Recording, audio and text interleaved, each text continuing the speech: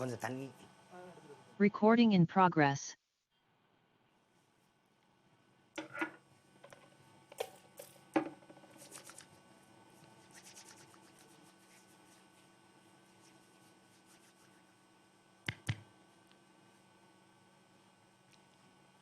Good afternoon. Good afternoon all. Wait, we'll start.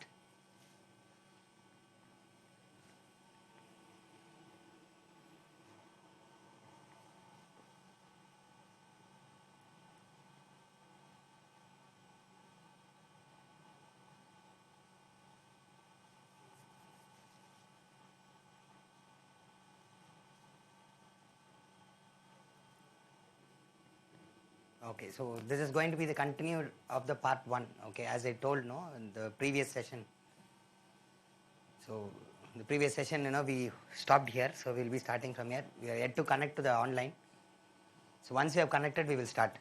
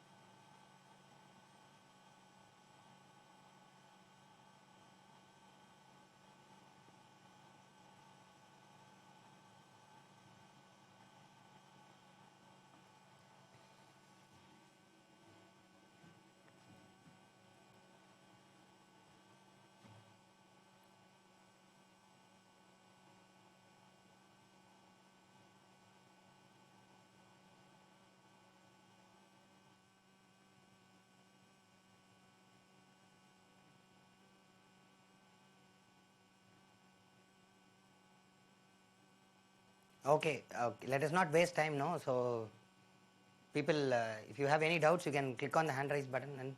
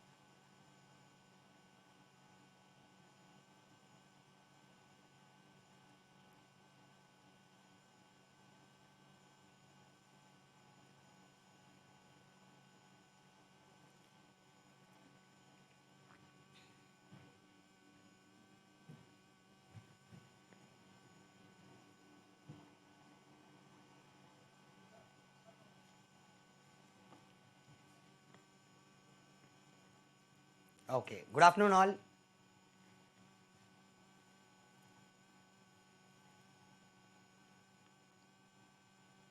So already we had a polity part 1 session where we discussed about the current affairs from the preamble to fundamental duties.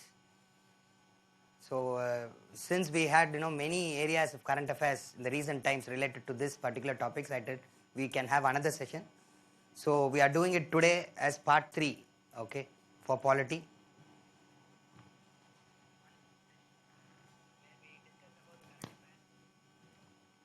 Okay. In the previous session, we ended up with the previous slide. I told you we will be discussing about reservation related current affairs today.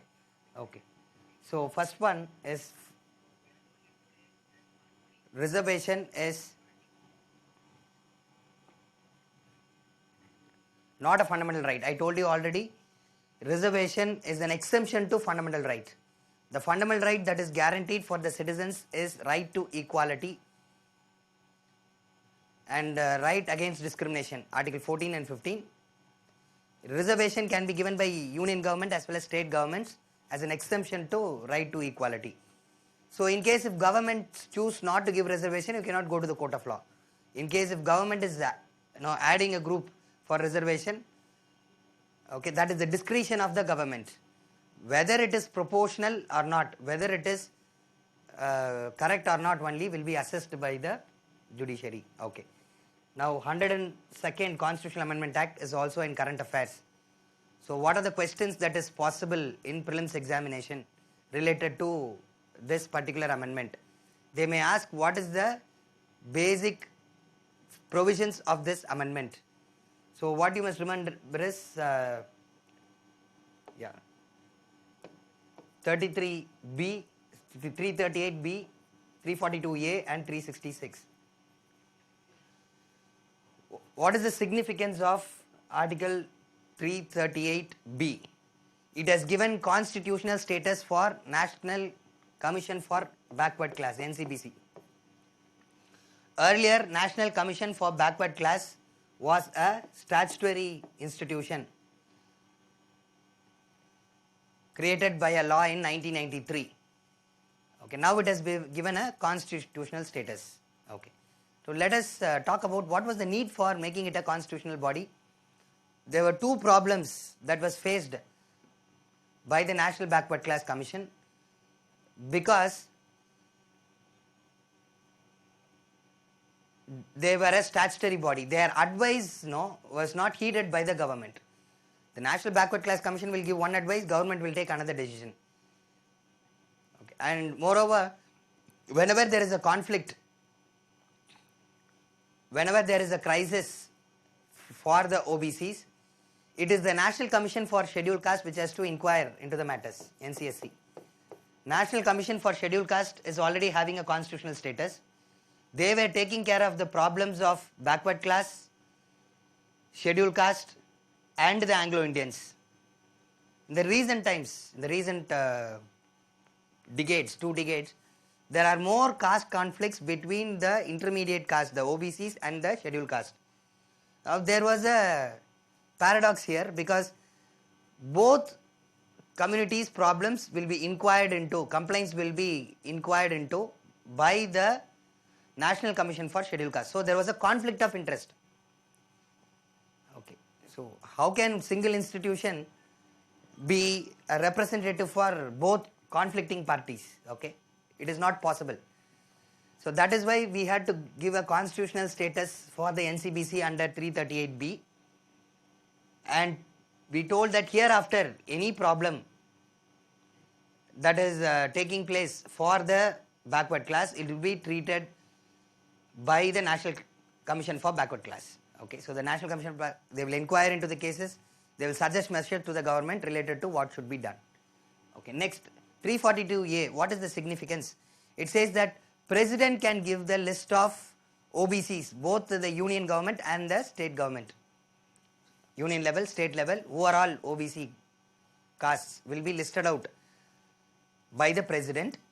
However, whenever a new caste has to be added, it should be done by a parliamentary law. That is the mandate. 342A said that, okay, President can notify, okay, who are all backward caste. Before President is, identifying, he should consult with National Backward Class Commission. The state level, the President is expected to listen to the Governor. Okay, actually, listen to the Governor means Governor in return should listen to the aid and advice of Council of Ministers. Okay, so that was the structure created. But here, there was a doubt in Maratha reservation case. Jayashree Patil was the Chief Minister of Maharashtra case.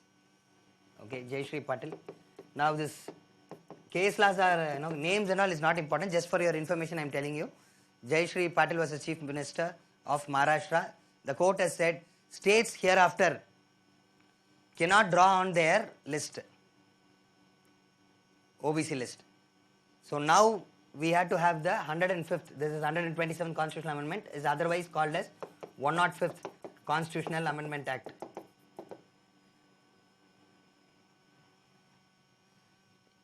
It was in current affairs. Last month they passed this constitutional amendment in the recently concluded parliamentary session. What is the crux of this constitutional amendment? To tell that hereafter states can also draw their list of backward class. Okay. Now, what is the core issue? Many groups are demanding for backward class status, and it has been a politically sensitive topic. So, whenever a particular party wants to come to power, they will give reservation. So, what happened? No, the quantum of reservation is keep on increasing. Many states have breached 50% ceiling, which is the order of the Supreme Court in Indira Sahni case 1992. Okay, so even though the judgment is already there, okay, the 50% ceiling has been already breached. Okay, so we know that the Patels of Gujarat have demanded for reservation. It was cancelled by the court of law. Jats of Rajasthan demanded for reservation. It was granted and it is annulled by the court of law. Then recently Maratha reservation, that also is cancelled by the court of law. So you know what is happening is there is a lot of demands by various groups of people who are majority in this country, okay, to be included into the backward class. So for political reasons, without any rationale, without any scientific criteria or data, the government is compelled, because votes are required to win elections, so government is compelled to give reservation to many groups. So they wanted to give a solution for this. The solution that was offered is we have to make the National Backward Class Commission a constitutional body, and let us make the National Backward Class Commission's advice binding on the President. And it's like an expert body. National Backward Class Commission is an expert body. They should decide which castes are eligible for backward class benefits and suggest to the government, and the final approval should come from Parliament. This is the logic. Okay, so if you allow the government to give, government may misuse that power for its political ends. So we need to get advice from the National Backward Class Commission. Then the President can announce the groups as backward class, and that announcement also should be approved by the Parliament. Okay, so that is the idea. That is why they made a constitutional body. But however, whatever advancement that you have done by 102nd Constitutional Amendment has been reversed now. Yes, of course, states should be deciding the list who are all backward class in their respective states. Agreed. But the problem is, states, according to the recent amendment, 105th Constitutional Amendment Act, need not consult with the National Backward Class Commission. So now what happens now? The state level, the state governments can easily provide for reservation for any community they want. Okay. So this problem of states giving reservation and courts striking down, this issue is going to be repeated. Okay. In one way, this 105th Constitutional Amendment is good. Okay, because this Constitutional Amendment will allow the states to draw the list of OBCs. But the problem is, issue is, it need not consult with the state. Now, prelims examination, what question they'll ask? They'll give statement like this. The National Backward Class Commission has to be consulted to draw the list of union government backward class people or OBC list. Whether they'll ask this statement is correct or not, correct. But the second statement they'll ask, states also should consult necessarily with the National Backward Class Commission in order to draw up their own list of backward class. The statement is wrong. Okay, you may think that they have to consult, but 105th Constitutional Amendment has not made it. Okay, it has made it clear that states need not listen to or ask the suggestion of National Backward Class Commission. So once again, the politicization of reservation has been done. In one way the amendment is good, in one way the amendment has been regressive, okay, backward, okay. So that is what I said, consultation with NCBC. 50% ceiling also has been breached. Okay, in case of Maratha reservation, they have cancelled it, but the recent judgment has clarified you can breach the 50% mark only when you have a scientific data to prove that most of your population is backward. So in Karnataka case, Tamil Nadu case, northeastern states and all, They have accepted the 50% ceiling can be breached because these states have given a scientific data that most of their population is socially and educationally backward. Okay. Horizontal versus vertical reservation. What do you understand by horizontal versus vertical reservation? The reservation that is given for SC, ST, OBC is called as vertical reservation.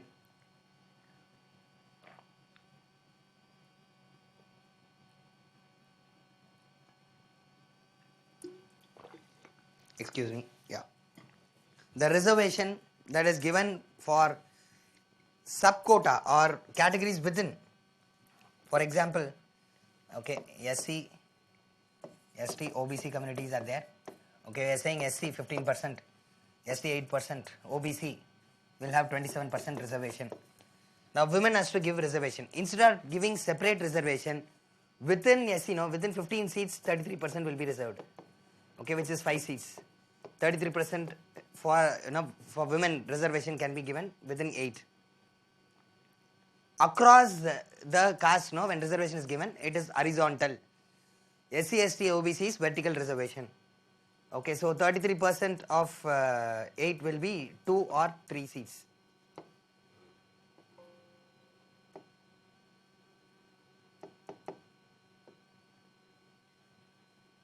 Okay, just a second.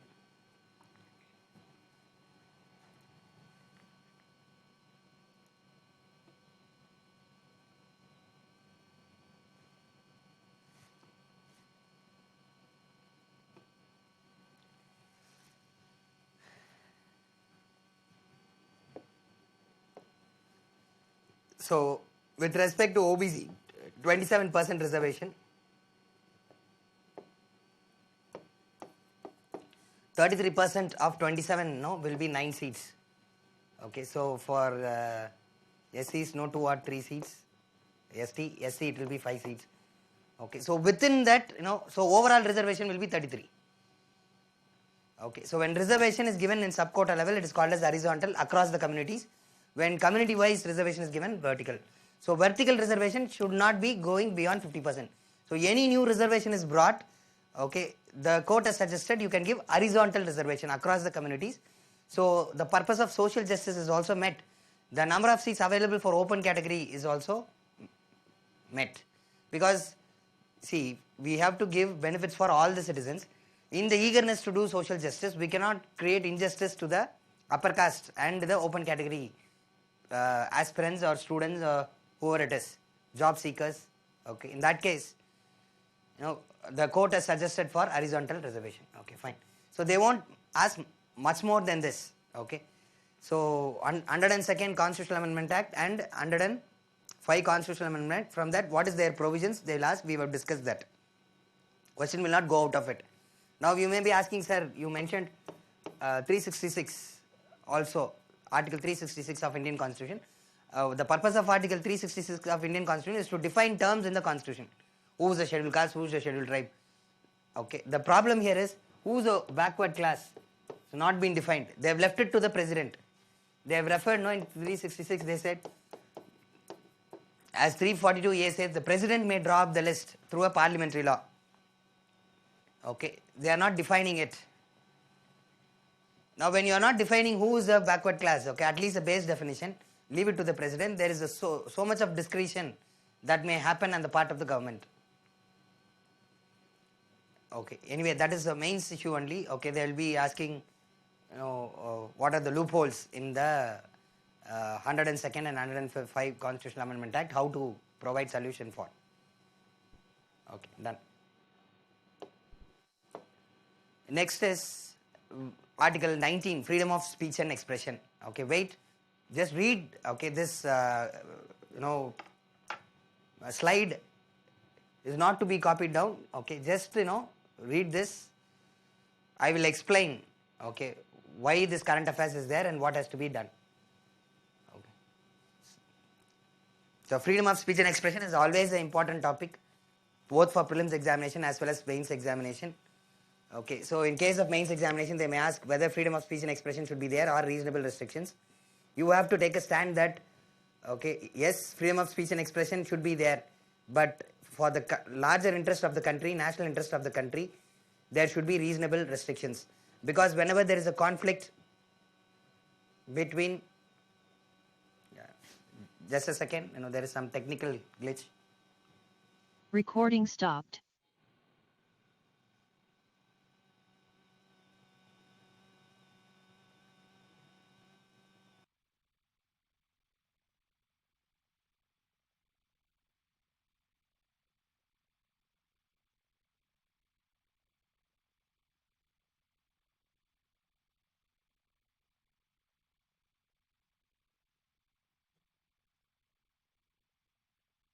Okay. So am I audible now? Visible? Yeah. So before we went offline, okay, so I was just, this slide is for knowing purposes only. Okay, don't waste time by copying down. Simple. What is the problem with section 124A? Even when you speak something and it creates contempt or excites disaffection towards the government established by law. Okay, usually sedition means in other countries and all, when you are disloyal to the country, national level. But in case of India, sedition law states that even if you are creating some discomfort to the government or you create disaffection towards the government by telling something false, then you can slapped with sedition charge. Okay, so when you give an opinion against government, it is not against country. A democratic country should have a scope. If you don't like a decision of the government, that can be criticized. You can question it. You can file a petition in the court of law to remove it. But here sedition law says that even any activity that is done by an individual to create hatred, to even create disaffection against the government can be slapped with sedition charges. Okay, so why it is a draconian law? What is the problem? Because recently many people are booked under the sedition law. Just because criticizing the government, okay, they are immediately put inside the jail. Why the law is draconian is because if you are identified by the government that you are speaking against the government, okay, just for disaffection, life imprisonment can be given. Okay, minimum 14 years. Minimum 14 years of imprisonment can be given. Then it is a non-bailable offence. What do you mean by non-bailable offence? Bail is a rarity. Bailable offence, it is easy to get bail. Okay, and bail is a right. In bailable offences, when you are booked under, you will be produced before the court of law. The court will listen to the police, what is their argument, through the public prosecutor, and they'll say, okay, this person can be released, bail is given. But non-bailable offence, whether the bail will be given or not, is the discretion of the judiciary. You cannot claim it as a right. Okay, so we can just say, in bailable offence, bail is the rule. Jail is exemption. Rarity. Bail is the rule, jail is an exemption. In non-bailable offence, it is the reverse of it. Okay, jail is the rule, bail is an exemption. Most of the time in non-bailable offence, it will be serious offence, so it will be arrested. Even though the charges has not been proven, that is the point. See, if you have done the mistake really and it is proved in the court of law, you can be in jail. But you have not done the mistake. Okay, you have just charged of the mistake. Your mistake is yet to be proved, but still you can be in jail because bail will be a rarity. Cognizable offence. What is the difference between cognizable and non-cognizable offence? Cognizable offence is even without taking the permission from the judge, you can arrest. The police can make an arrest. In case of non-cognizable offence, the police cannot make an arrest. They can only file a case in the court of law only if the judge prima facie agrees, in the first instance agrees, yes, there is a big reason why this person might have done the mistake, and then arrest can be possible. But if you say police itself can directly arrest, that is for cognizable offence. even without the approval of the judiciary. Okay, fine. So arbitrary arrests are possible, non-compoundable, which means compromise is not possible. Supposing you are involved in a sedition charge, you are ready to apologize to the government, you are ready to come out and say in the society, I said something wrong about the government. You are ready to agree it. Okay, you are ready to agree the mistake. Apologize. It will not be acceptable. Non-compatible means non-compromisable. Okay, even if the person is coming and for a compromise apology, it will not be accepted. Okay. But this is very important. Kedarnath judgment. Since it is current affairs, please remember. See, there is a lot of case laws, okay, related to this particular sedition law. But I am taking only the important one. Okay, most relevant one, which you must know. They only change the definition because just because you speak something against the government, you can be put inside the jail for life term. It's very serious issue. It is curtailing the liberty. So in Kedarnath judgment said that if you speak something and it incites violence, then only it is an offense and you can be charged with sedition law. You speak something and you incite violence against the government. Just discomfort, just hatred or disaffection to the government will not invite these charges. Kedarnath has clarified. But why, even after Kedarnath judgment, repeatedly the police is misusing the sedition law? Okay, so whoever is political opponent, whoever is a journalist, whoever is an activist can be arrested by sedition law. Okay, its constitutionality, whether it is constitutional. Those who are saying that it is unconstitutional, the first point that they are mentioning is it is not a reasonable restriction. Now in class we have dealt with what are the reasonable restrictions for the freedom of speech and expression. Okay, what are the reasonable restrictions for the freedom of speech and expression? You've seen sovereignty, security, public order, incitement to violence, friendly relation with other countries, decency and morality, defamation and contempt of court. Where is sedition? In these 8 criteria that is given, sedition is not there. Okay, some may come and argue, sir, sovereignty, you can relate sovereignty to sedition. But see the meaning of sedition. Sovereignty is independence in decision making for the government, internal supremeness. But the meaning for sedition given in 124A is creating hatred against the government, disaffection towards the government.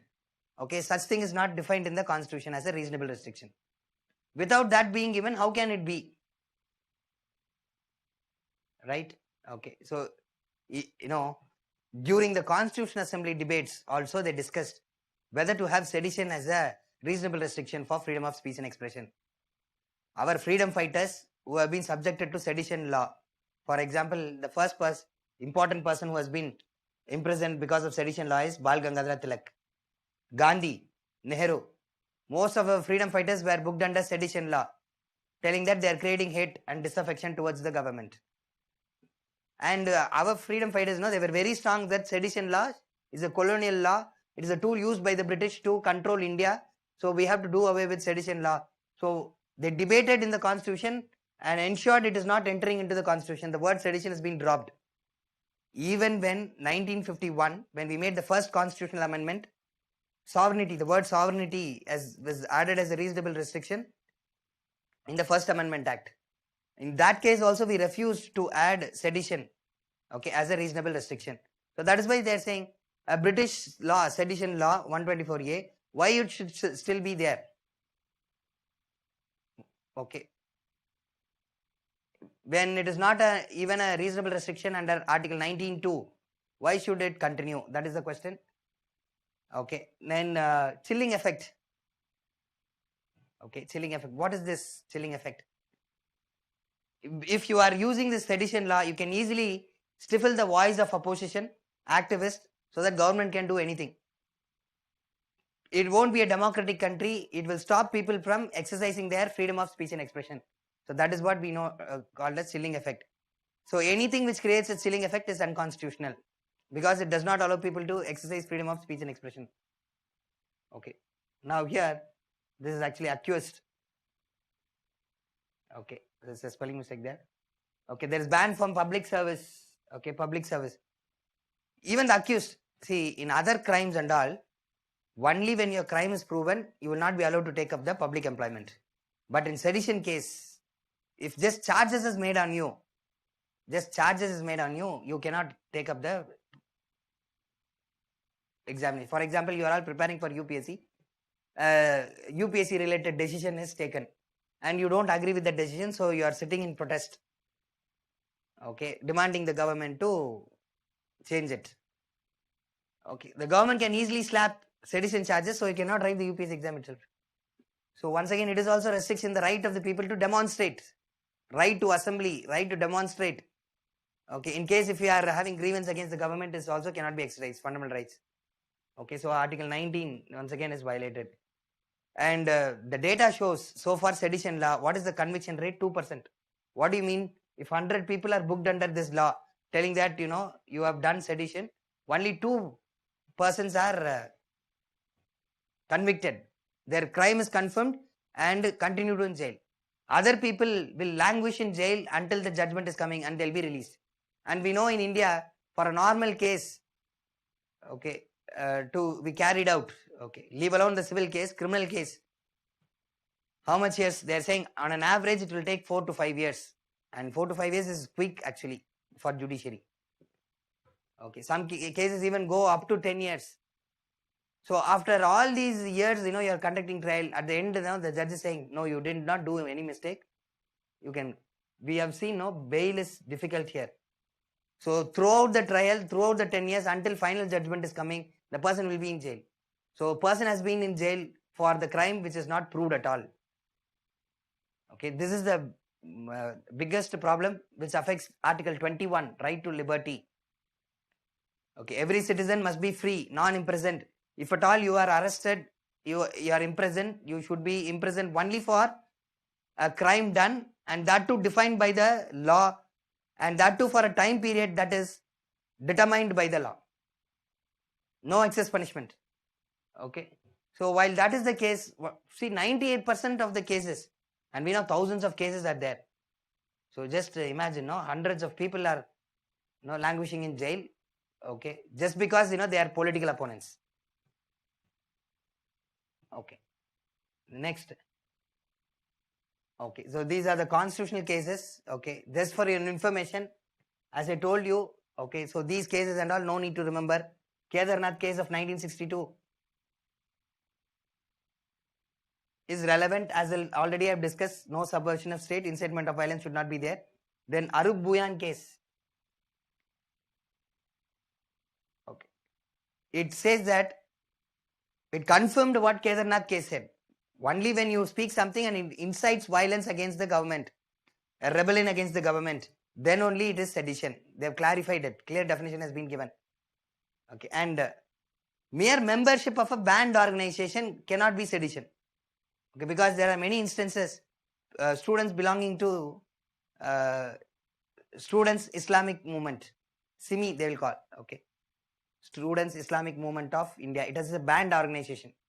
Okay, because most of the terrorists, no, they flourish from that organization only. Okay, which started as a cultural organization, later become a breeding ground for terrorists, so it has been banned in India. But when it was a normal movement, many people joined it and they forgot it to come out of the organization. So now what happened is government targeted this group. Okay, and that is why in this case they have clearly mentioned, just because you are part of a banned movement, you are a member of a banned movement, it is not sedition. Only when you are involved in an activity of the banned movement or banned organization, then only it is sedition. Okay, they have clarified it. Okay, so what is the government stand? What is the government stand? Government is saying we cannot altogether remove the sedition law. India is a diverse country, right?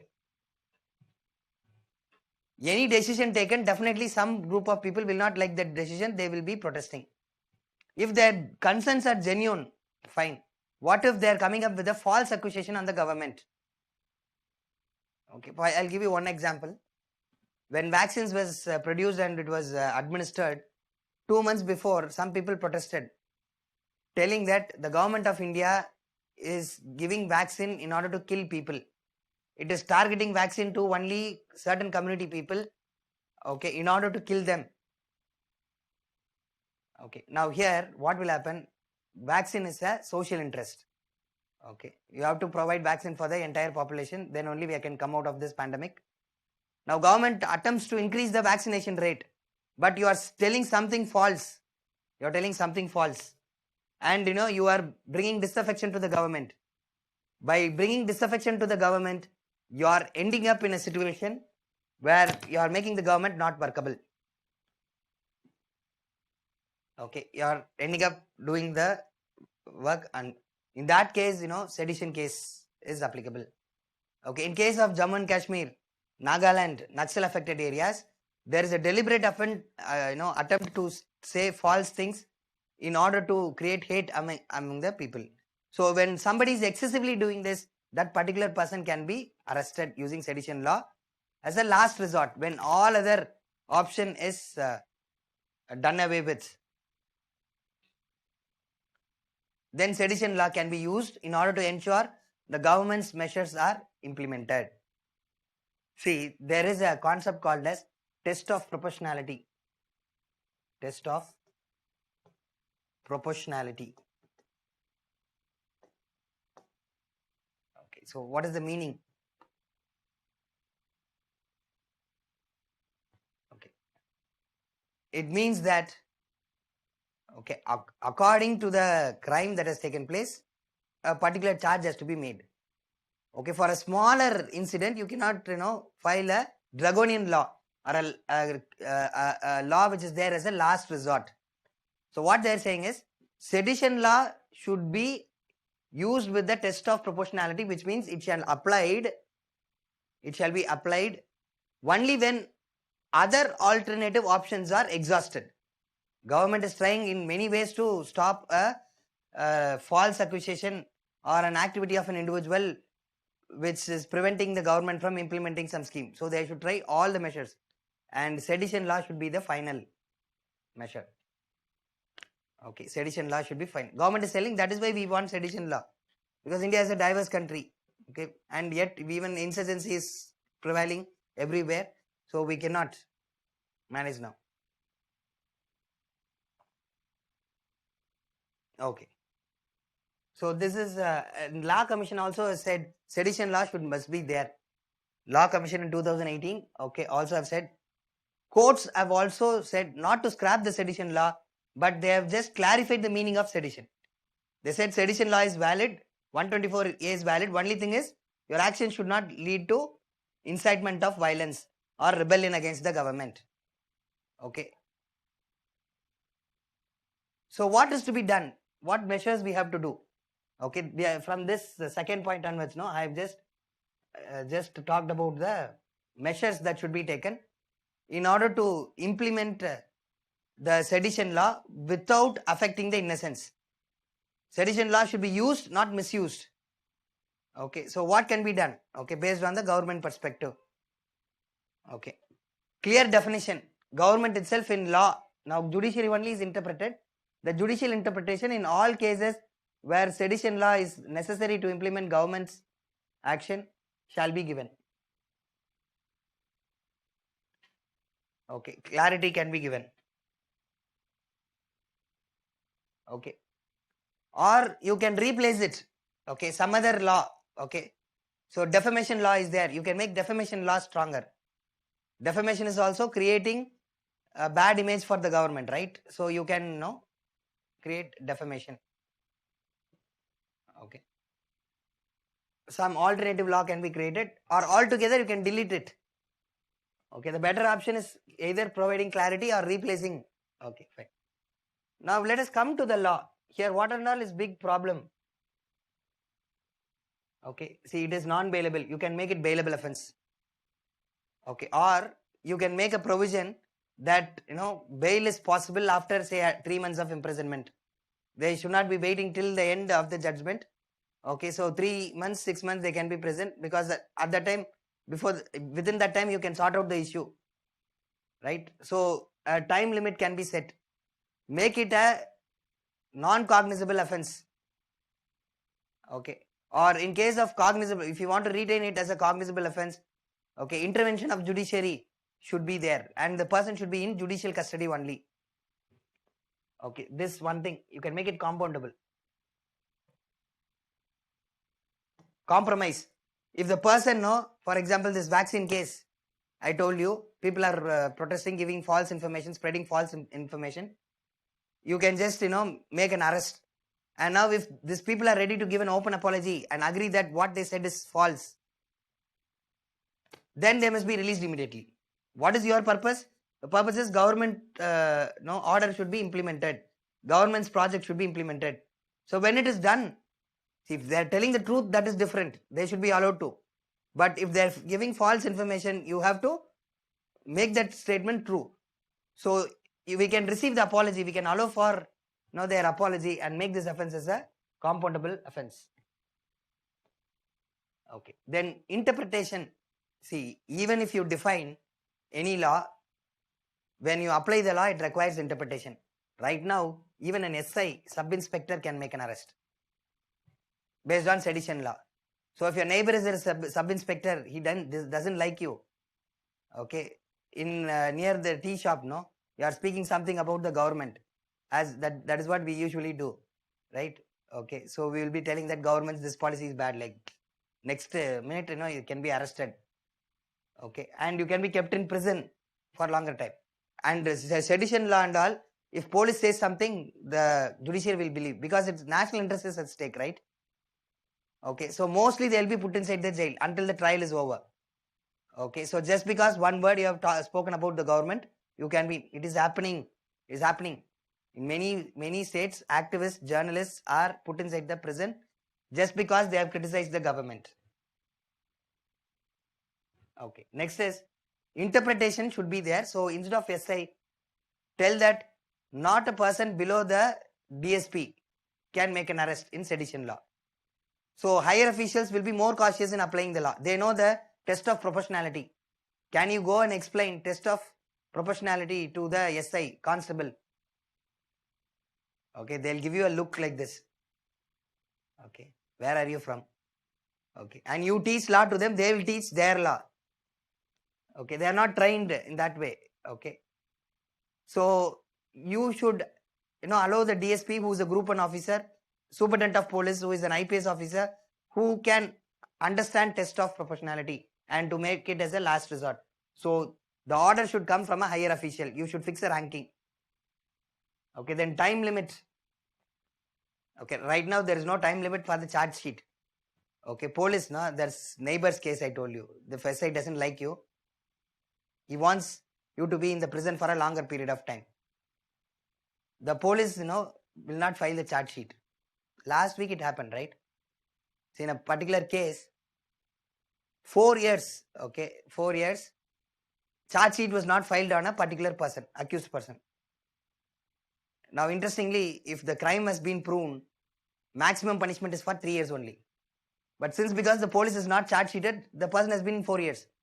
2 weeks before, the Supreme Court pulled out many cases wherein, people were inside the prison for 2 decades on trial without confirmation of crime. Okay, without conviction, they are in many cases, they have not filed the charge sheet. Cases against the MLAs and MPs. Okay, some cases are filed against the present sitting MPs and MLAs 15 years before. The case, even now they have not charge sheeted. The particular MPs have again contested the election, won. Term is over. Once again contest the election. So 3 elections they have consecutively won and they are in the parliament. The case is not running. Even charge sheet is not filed. So police may not file charge sheet purposefully to ensure that you are inside the prison in high profile cases and all. Okay, so that is why time limit is must. At least suggestive. I am not saying that there must be compulsive. In case if police is not able to file charge sheet within the time limit, they have to give answer, reason for it. In written, they have to give reason. When you say that, the police will be made accountable. Instead of completely leaving it timeless, we have to fix a time limit for the charge sheet has to be created. Okay, then High Court. where you can file the sedition law. Okay, so whenever a sedition case is there, you can get the approval for custody from a magistrate itself, district level judge. Okay, now what happens is, most of the district judges, they will be not as bold as the high court judges, because the security provided to them, job security as well as physical security provided to them, is less. They can be easily threatened. So sedition usually is filed against activists, journalists and high profile persons. So high court should be listening to, like legal rights writ petitions, no? So high court should be listening to these petitions. So the high court judges may be bold enough, okay, if they find that it is a problem, they can release the person, okay, ensure the sedition law is applied in the correct context. Problem is misuse, okay, so to avoid misuse, we have to take these measures. So compensation for victim, okay, compensation for victim. What is this? As I told you, some people are in prison for long years, then they are released. But arrest is arrest, your life is lost. Okay, so compensation has to be provided by the victim, so there is accountability. Apart from this, you can add penalty should be given for the official if there is a gross misuse in application of sedition law. Okay, deliberately I told you, the neighbor example, SI is neighbor, he is filing a case. Gross misuse of law, right? So if it is proved, the particular official should be ripped off his ranking, okay, or his promotion delayed, okay, or his increment is touched with, like that, if any penalty is on the official, there is no incentive for the police to misuse the rule. And larger systemic reforms. What is this? Judicial reforms and police reforms must be done in order to expedite the investigation process. Now police is taking a lot of time for investigation. Prosecution also should become professional. Okay, investigation, prosecution, and the time taken for entire trial should be efficient and faster. If that should happen, systemic reforms means we are talking about the police reforms and the judicial reforms.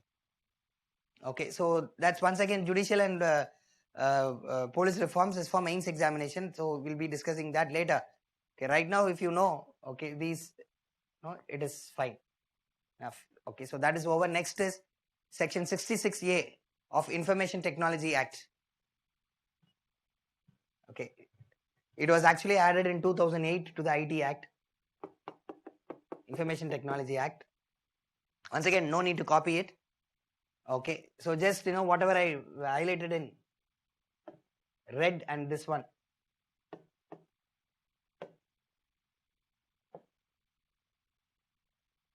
Through email, through computer or any information technology gadgets, if you are forwarding a false information, once again false, very important, wherever false information should not be there. If it is true information, you cannot be booked for that. Only if the information is false, you can be booked. Okay, you are spreading a false information in order to make it offensive, to cause annoyance, inconvenience, danger, obstruction, insult, injury, criminal intimidation and other things. If you spread the message through any of the gadgets or the present social media, this is Twitter, Instagram, Facebook, WhatsApp, whatever it is, okay, it is an offense, section 66A. But it has been scrapped. You know the story, Shreya Singhal case. It is in current affairs. Okay, Shreya Singhal case. 6 years before, when the respected political leader Pal Thackeray of Maharashtra died, okay, one girl gave a post in Facebook telling that in the name of mourning the dead leader, day-to-day activities Mumbai has come to a standstill. And she said that she is feeling bad about it. That's all. That is what she expressed in Facebook. She is told the true statement only, and it is an expression. That's all. Okay, what happened? Immediately Maharashtra police arrested. And the irony is, not only she was arrested, her friend who liked the post was also arrested. Okay, because law, see, police once again, they don't know the law. Okay, they are not able to interpret. A constable also can make an arrest. in case of section 66A. So judiciary said that we can scrap it. Now we may be asking, sir, what if false information is told through the electronic gadget? We have other points. Only section 66A is scrapped. Remaining, law is there. Information Technology Act is there. So if you do something bad through it, you will be arrested. Now this is very vague clause, very vague provision. So police can misuse it. Your fundamental right to life and liberty is violated. And why it is in current affairs? Because section 66A was repeatedly used by the police. Even though it is scrapped, the law is dead. Law is not there.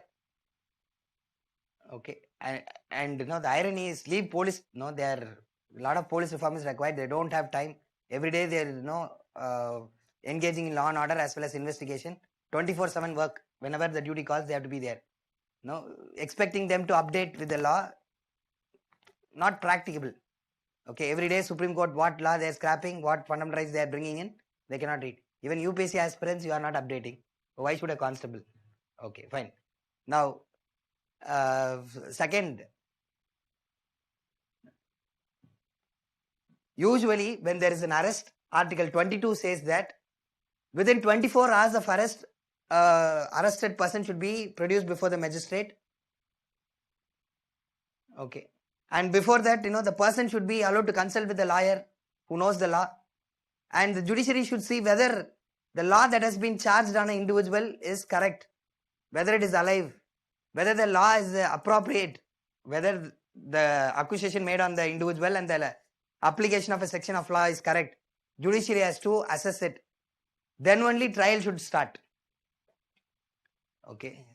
See how judiciary is functioning in India.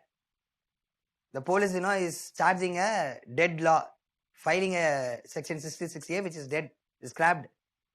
And this fellow is calling the lawyer, the accused person. Police is arresting me in this section. The lawyer is also saying, no, go with the police. Law is correct. Yes, section 66. We are Googling only, section 66A. Even now, if you file, type section 66A, it will throw up, Google will throw up. It will not throw the information that this has been scrapped. Okay, so they will cite, lawyer will Google and say, okay, the law is there, so you go to the police station. Now, police brings you before the magistrate. Magistrate actually should have been updated, right? Within 24 hours, when the magistrate is, analyzing whether the law is correctly applied or not. Okay, but in India, judicial magistrate is not updated. Okay, the judicial magistrate is saying that yes, section 66A, okay, is there. Magistrates are also Googling, I think. Okay, section 66A is there. Okay, so it is right only, you arrest, put the person inside the prison. Public prosecutor, okay, who deals with all these cases? Police arrests. But to cross check what section of law has been applied and all, who should assist? Police has assistance from public prosecutor, who is a senior lawyer. Okay. Thousands of cases were filed for the past 6 years. So thousands of policemen, lawyers, public prosecutors and judges are involved who did not know section 66A has been scrapped 6 years before. Okay, so this is the issue. This is why it has been in current affairs. Supreme Court has pulled up people for violating the rights of the individual. Just imagine the thousands of people who have been arrested based on section 66A. All this, if you go and probe, it is similar to this neighborhood case, A political leader will be there. If the political leader does not like an activist, charge section 66A. So let that person be in prison for some time. Okay, treated well inside the prison so that he never opens up the mouth or never, posts anything in Twitter, WhatsApp or Facebook. Okay, fine. Why it was struck down? Shreya Singhal case, I say it's open-ended and vague. There is a lot of discretion for the police, and there is alternative 66B, 67C of IPC. Okay. No. Instead of this, we have alternative provisions. It's very specific information. When already you have, why we want to have section 66A, which will lead to wrong interpretation. This is more comprehensive.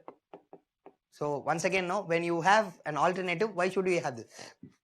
So earlier, for sedition law, I told you it must stay. But here government has scrapped, judiciary has scrapped it. Why we are saying section 66A continued to be scrapped?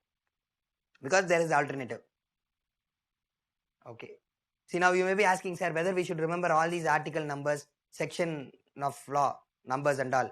If it is in current affairs, you must know. You must know. Okay. They do ask, okay, but purely it will be current affairs. So you can be confident. If they are using article numbers in question paper, if they are using section of laws, okay, number in the question paper, it's a rarity. Even that happens, it will be based on current affairs only. So if you are through the current affairs, no. So 2 articles remembering, not a problem, I think. Okay, so 66, 67. Okay, so 66A is the that one law, IT Act law. So 66B and 67C of IPC, not Information Technology Law. It is Indian Penal Code. Okay, we have an alternative law. Okay, then. Okay, this systemic inefficiency and all measures. What can be the measures? Please note down the measures that can be taken. Okay, you just take note as and when I discuss. Okay. In the eagerness of copying down the points, don't miss the points. Notification should be given. What is notification? That they are doing it already. Okay, that once the judgment is done, the Supreme Court periodically, weekly once has to notify to all the courts, all the DGPs. The respective DGPs should issue the notification. Already it is there. And it is the duty of the SP, okay, Superintendent of Police, to update, okay, his policemen. Judiciary will give notification to its, okay, High Court, lower courts, etc. Okay, the SP should, keep informed. SP is an IPS officer, no? They will be following the cases, court cases. So they should immediately, give a notification to all their police stations. Okay, related. Regular updation should be there. There is a regular updation session. Some police officials are doing it. Okay, in many states, officers are doing it. They ensure, either through a physical meeting periodically, or they will have a certain time period, like every Mondays, this particular time, or any particular day, they will be giving instruction through the wireless to the entire police.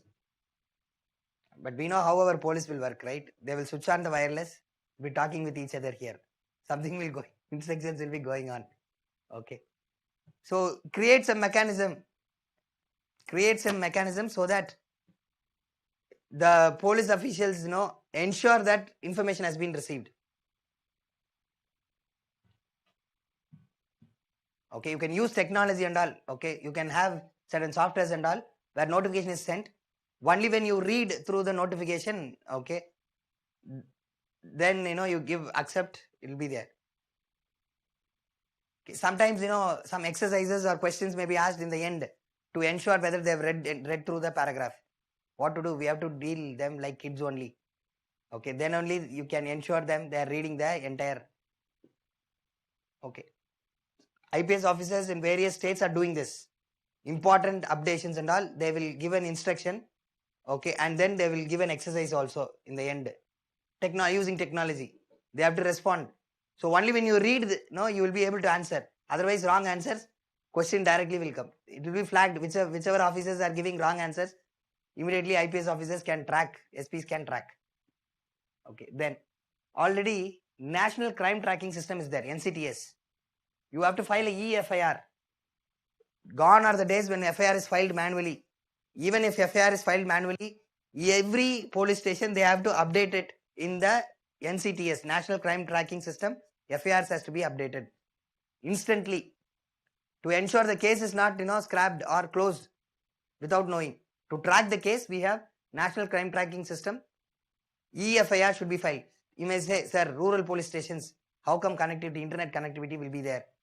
Even those stations where internet connectivity is not there, within 8 to 24 hours, there is a court ruling. Within 8 to 24 hours, they have to go for uploading of the EFIR. Okay, so that you can track the case. Now, very simple. When you file EFIR, first you will type the nature of crime. And you will have to enter the section, right? Section of law under which the person is arrested.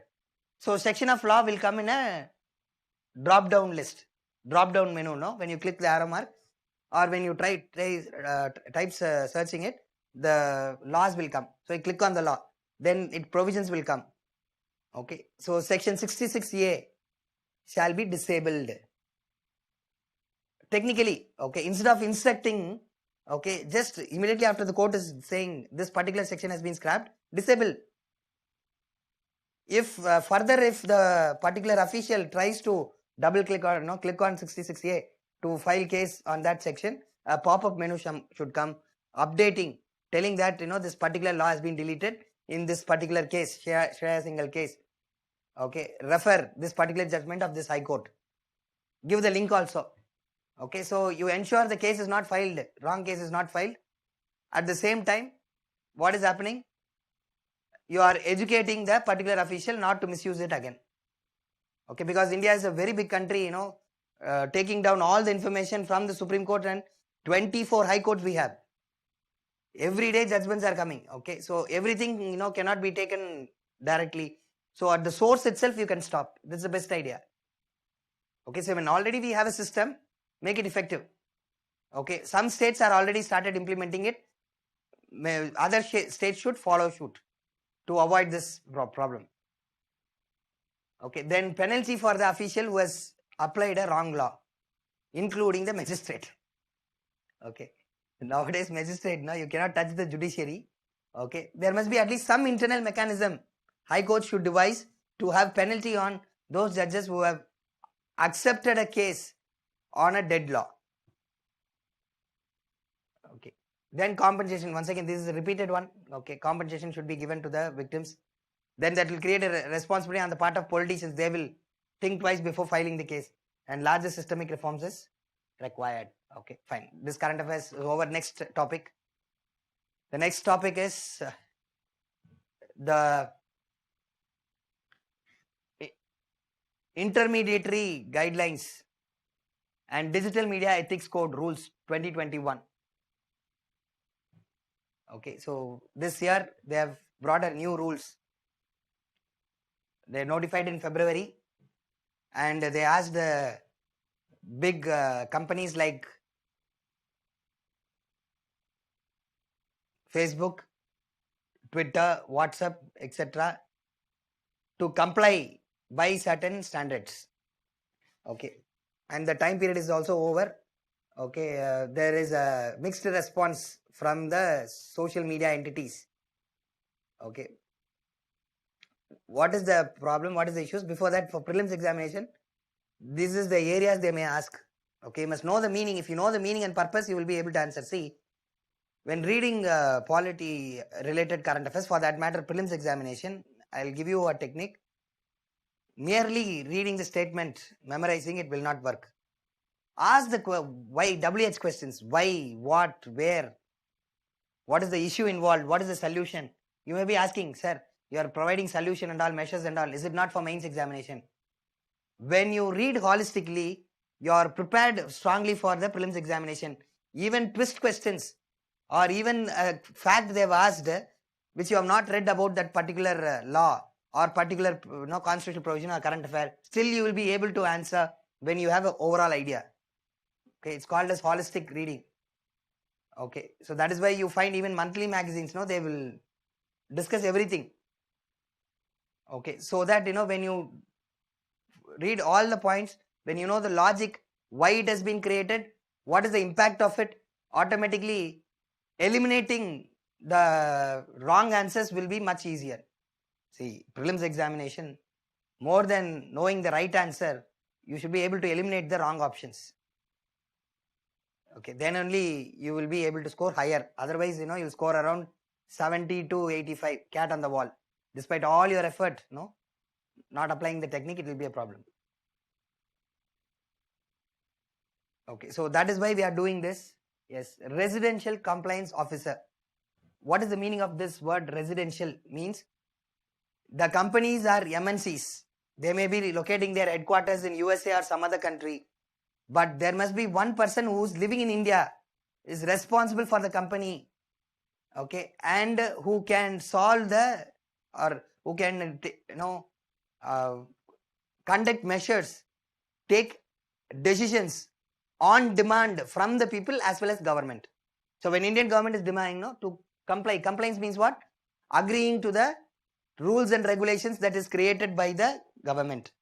So residence compliance officer, a person should live in India as a representative for that company. He will be one person where he makes all the decisions to ensure the company is in compliance with local rules. Resident grievance redressal officer. See, suppose there's a false message that has been spread on me in Facebook. I am having a grievance. Immediately I am complaining it to Facebook, telling that a wrong message on me is being circulated in the Facebook or WhatsApp, okay, on social media, YouTube, like that. Immediately action must be taken. So there must be a residential grievance redressal person. Now grievance need not be raised by the people, but by the government also. Supposing there is a kind of riot situation, a false news is being spread in media, okay, that and a particular community people has been attacked. Okay, the Bhima Koregaon incident recently, entire issue is because of that Bhima Koregaon. Okay, so information, or sometimes the information may be real, but it is infuriating, inciting violence, creating hatred among the communities. Okay, in that case, immediately that has been removed. Okay, so government needs a resident grievance officer and a nodal contact officer. Home Ministry should have the contact number. Okay, anytime, even in the middle of the night, if the government calls, okay, the nodal officer should pick and respond to stop it. Because social, we call viral. Okay, social media, it spreads virally. Okay, uncontrollable, cascading, and in a rapid way. In that case, we have to take action immediately to remove the content which is going to create trouble in the country. So they require a nodal contact officer. Okay, then periodic compliance report. Government cannot be checking every time the citizens' request has been accepted or not. So the officers they should create a report and submit it to the government that this many requests came. So this many false news, infuriating posts has been removed, or what action has been taken. Okay, whether the particular person who has made a complaint, whether he has been communicated back about the action. So action taken report has to be submitted, and this is the real problem. Okay, of all the provisions, this one, first originator of message. First originator of message. Okay, so the real culprit is not those who are forwarding or liking it. Okay, the one who's created that message, he is the culprit. Okay, something which is not real, they are creating a false information. Only purpose is to create trouble in the society. Okay, there are paid IT wings, okay, for all political parties. Their only job is to spread false news about the opposition party. Okay, so as to keep their vote bank intact and create a discredibility on the other political party. Okay, so now government says that if some message has resulted in disturbance of public order, communal riot, conflict, violence, in that case you have to show who is the first person who initiated the message, first originator of message, first person who created the meme. Meme creators are under attack here. Okay, memes and content, whatever post that you put, okay, to find out.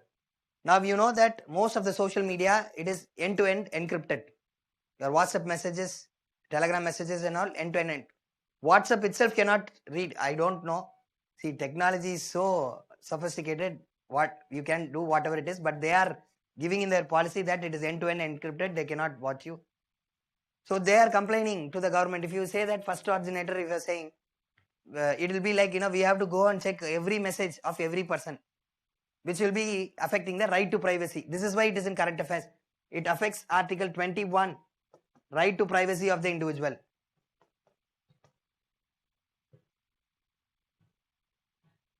So these companies are saying, so we have promised our clients, our customers, that we will not go through their messages, we just provide them the service. Now government, what they said, if you are not complying with all these things, you have to take responsibility. We will not file case on that individual, we will file case on you, you should pay the compensation, you should take responsibility.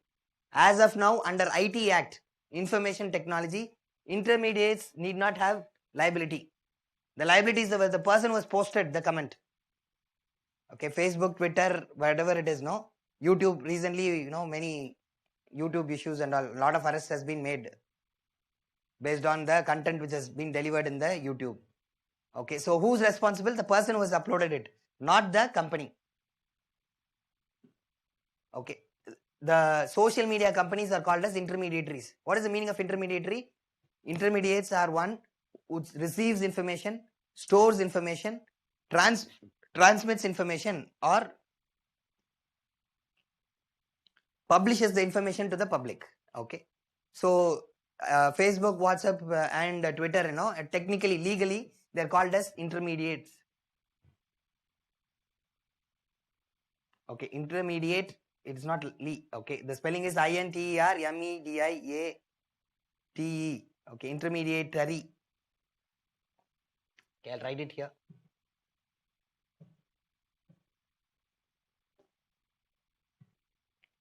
Liability is not there, but government is saying, in case if you are not following it, we will take action against the companies. Okay, like that they have said. So even now, Twitter and other people are saying we are okay with all these things, but this first originator is a big problem for us. We will not be able to carry out our business for doing it. Okay, why it's unconstitutional? It's unconstitutional because government has the power to block websites also. See, remember, this is also applicable to digital print media, the new age. This is applicable to digital print media, OTT platforms also, over the television, OTT platforms also, this is applicable. Okay, so the content generator will have to bear the consequences.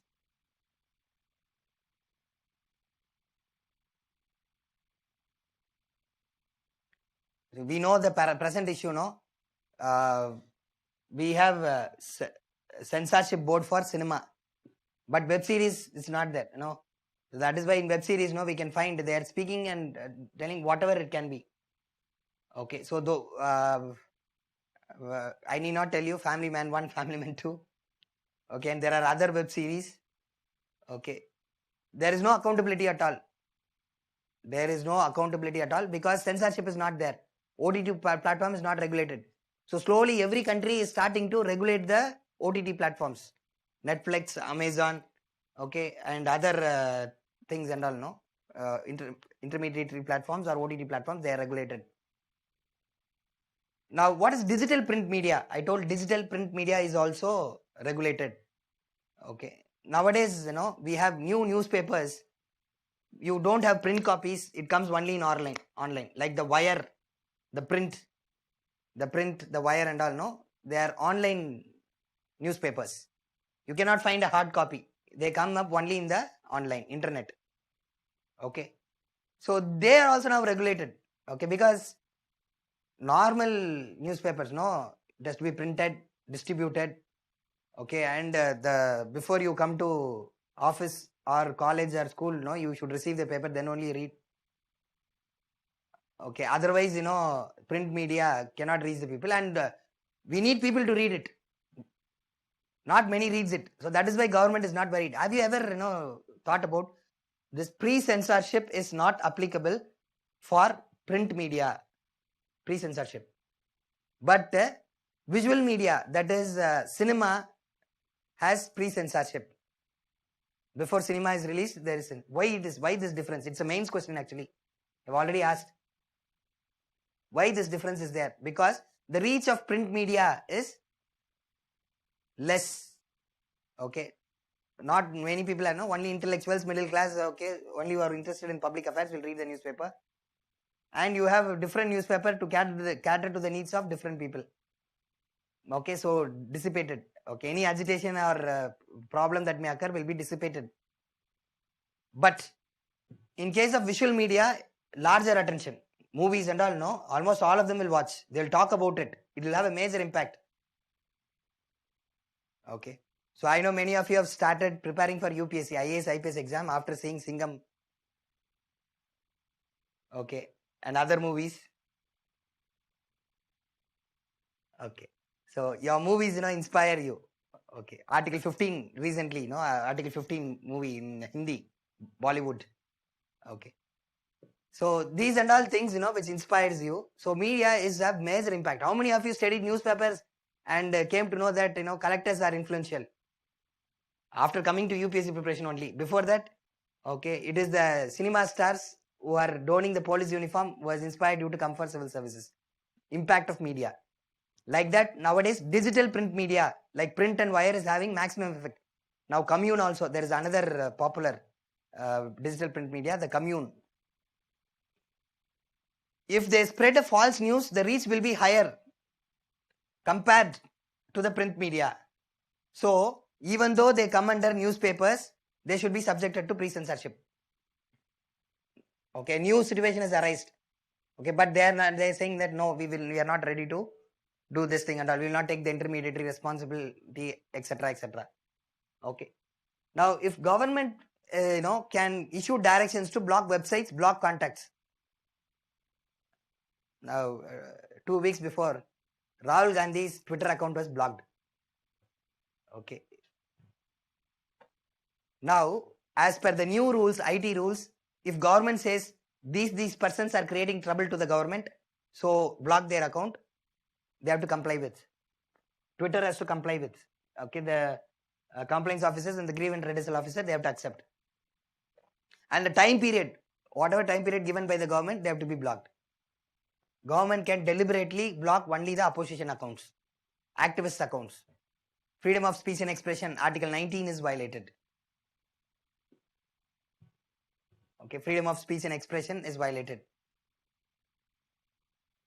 Okay, they may ask, okay, this particular rule affects which article? Freedom of speech and expression. Article 19. Okay. Right to privacy comes under which? Article 19 or 21? Article 21. Right to privacy comes under Article 21. Similar questions has been asked already. Similar questions has been asked already in the prelims examination, wherein which inferred right comes under which article of the Constitution. Okay, so you may have a doubt, sir, whether we have to read all the inferred articles. No, only those inferred rights which is there in current affairs, 1 year current affairs. Okay, fine. Then digital media censorship, I don't know. Then it curtails investigative journalism. See, one rule is there. In case if you are accusing government of corruption, that particular newspaper, you can file case. You can block that. Okay. The government also, can remove a particular article. So what happens is, accountability of government will be not there. It will be curtailing down investigative journalism. Right to know government activities will be affected. Right to know government activities under Article 19 will be affected. I'll repeat. It's important for prelims examination. Right to know government activities. Right to information about government activities under Article 19 will be violated. Now here, you have a difference between right to information and right to information of government activities. Right to information of government activities is coming under Article 19. Right to information as such is coming under Article 21. Okay, why this difference? See, for example, vaccine is being given to people. Government, chooses one particular school or college where, vaccine is being given to the people. Okay.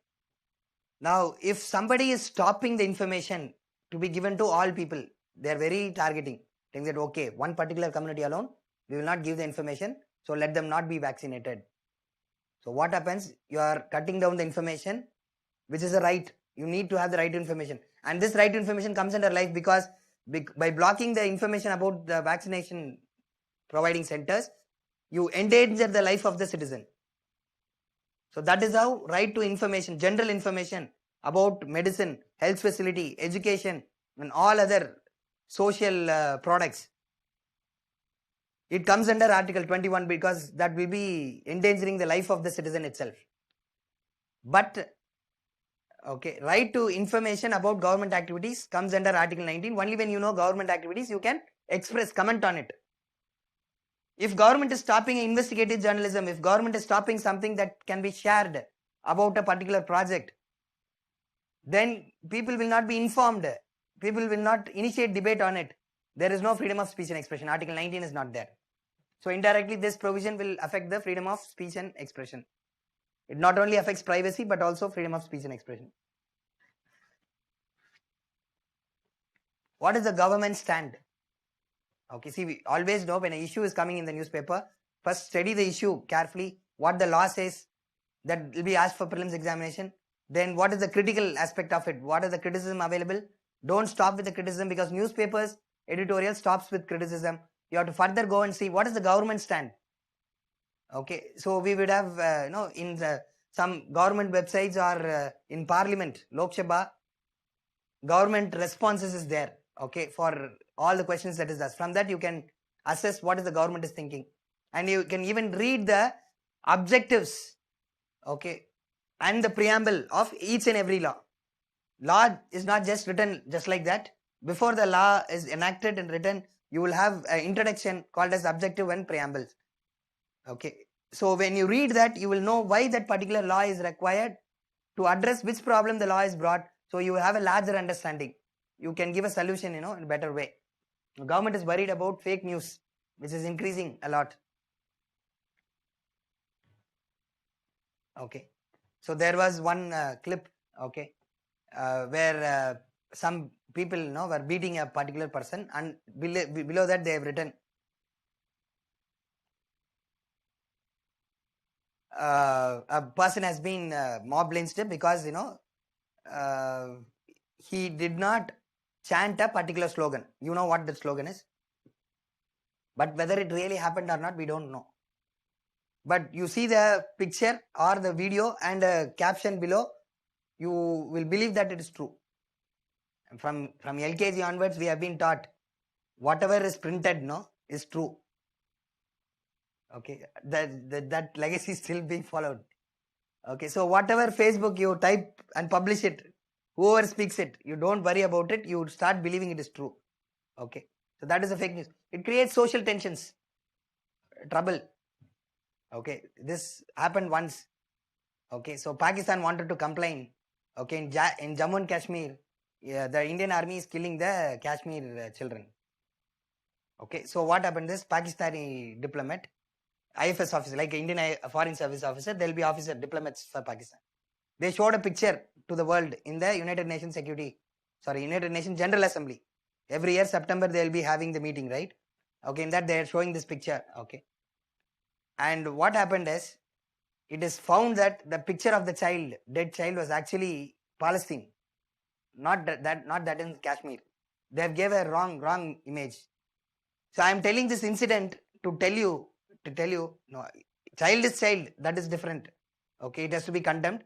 But the problem is, see, you can easily create tensions, easily create hatred against a particular group of people or government, okay, just by doing this.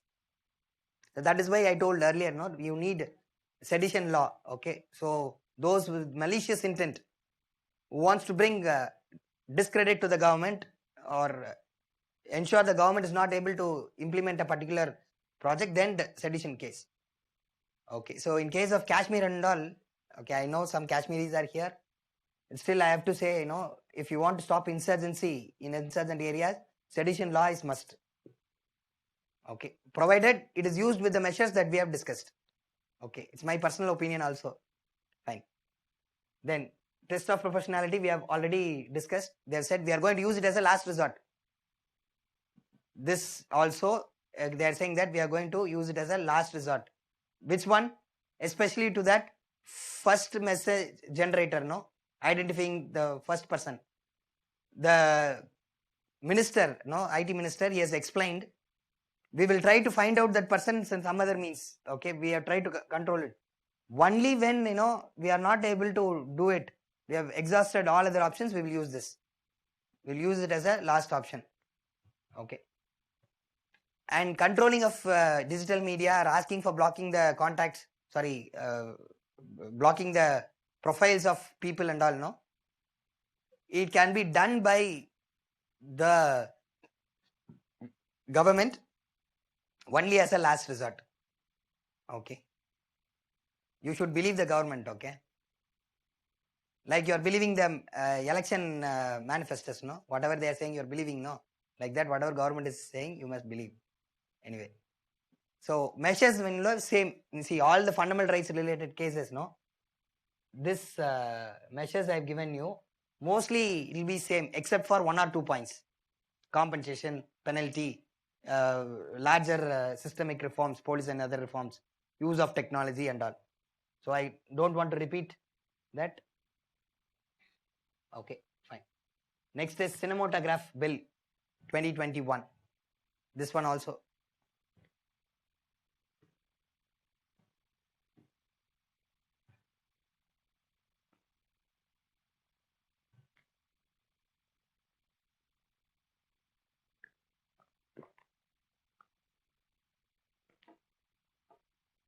What are the issues addressed in this bill?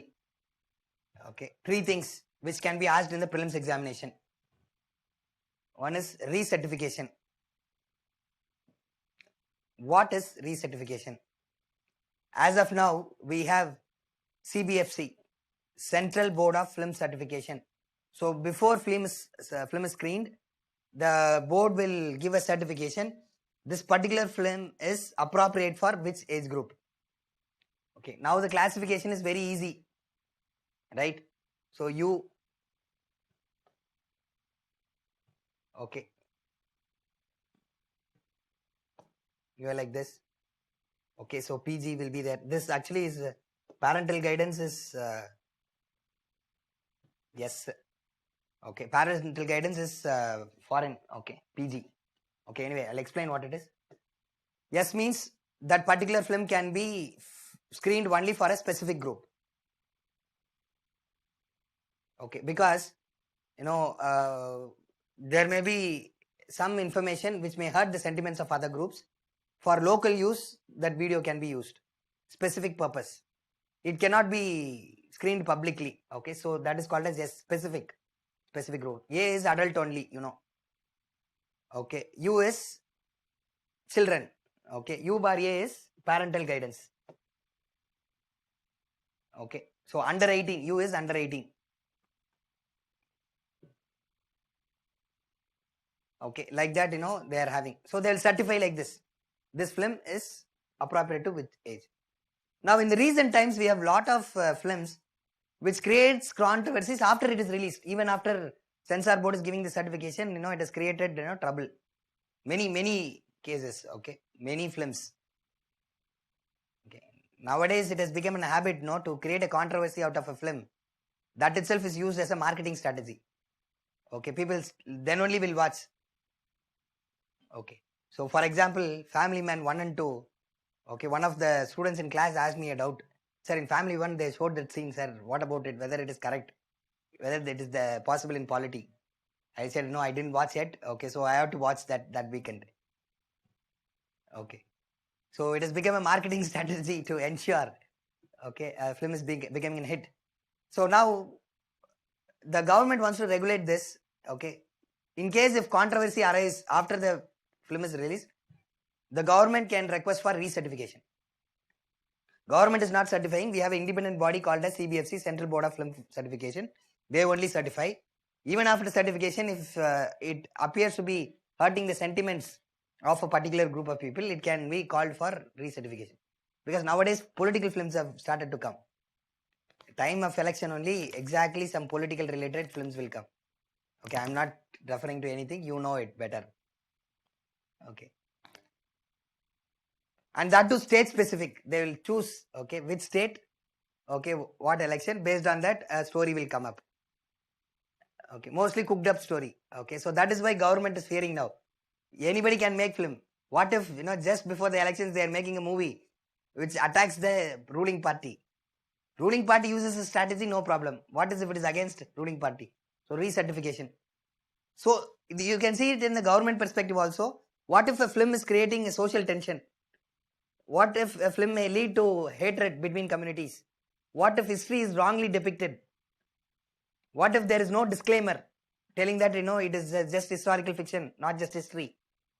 Okay, in that cases they say recertification should be issued, but everybody is opposing it because for film industry, it will mean that their product will not be bought after certification also, because always there will be a doubt from the distributors whether this movie will run or not.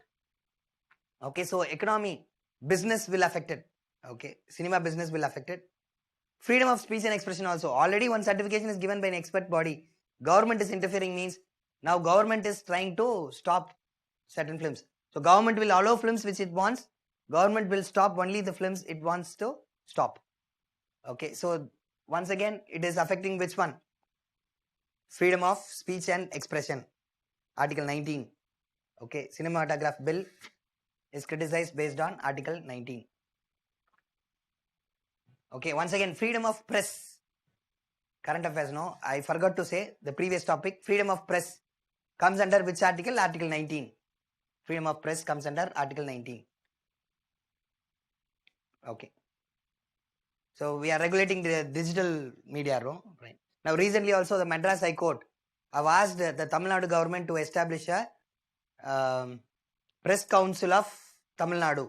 Already we have Press Council of India, which deals with regulation of the press, right? Okay, so media freedom, that comes under which? Self-regulation comes under freedom of press under Article 19. Okay, so next is age-based categorization. Now, if you are a person who have subscriber to Netflix,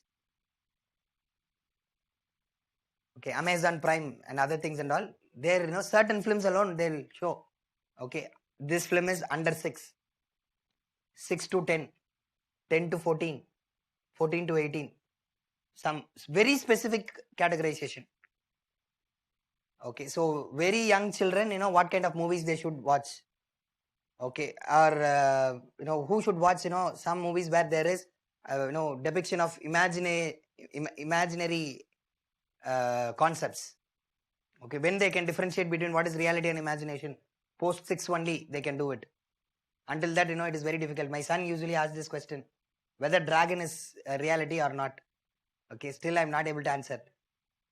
Convince him. Every day he's repeating the question. Okay, he's not convinced. But plethora of dragon films and cartoons are there. He started believing it. Okay, below 6. Okay, so this is the categorization I'm talking about. We need to systematically do this. Bill attempts to do that. Cinema should clearly categorize what kind of film. Sometimes some films are political films. Even you should identify it's a political.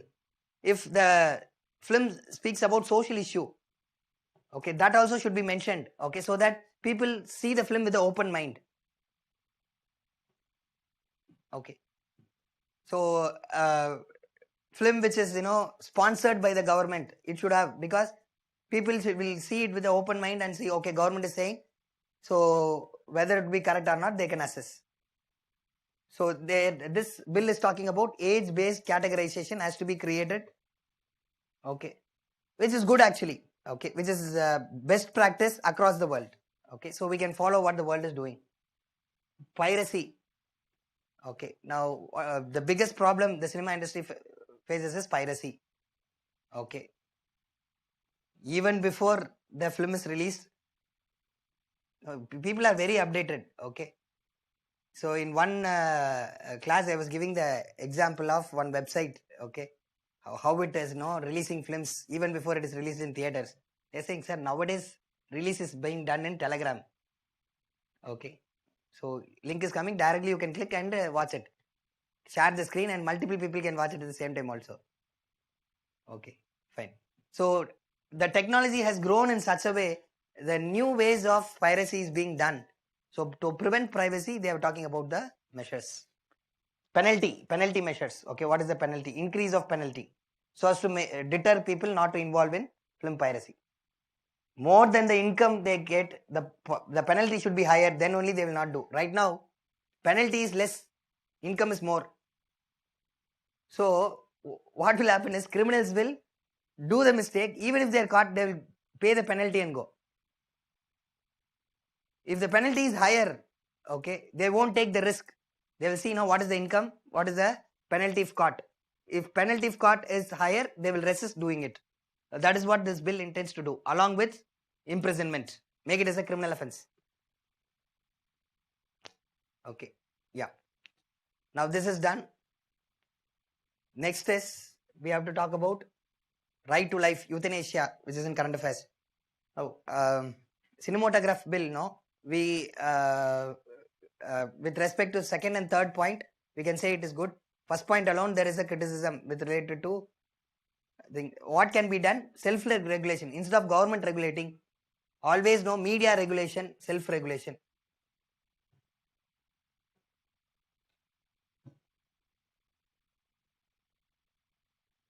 Wait.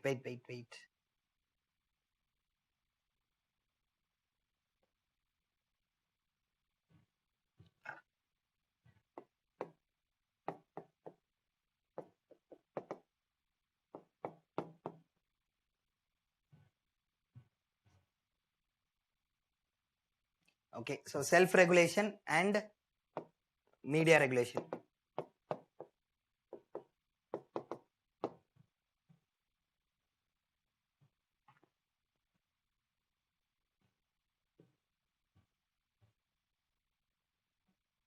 Sorry, independent body. Self-regulation and independent regulation. With regarding to media, if you say government is coming and restricting, this applies to IT rules also. Government is asking for blocking a particular profile, or government is asking for complaints report. Government is making a complaint. There may be a bias. Government will allow fake news which is favorable to it and block all other news, all other fake news. So media, whenever it should be regulated, it should be self-regulation, like Press Council of India, Broadcasters Council of India, like that. Media themselves should have a regulating organization to set standards among themselves to ensure high standards of or true information is being spread. They're doing it already.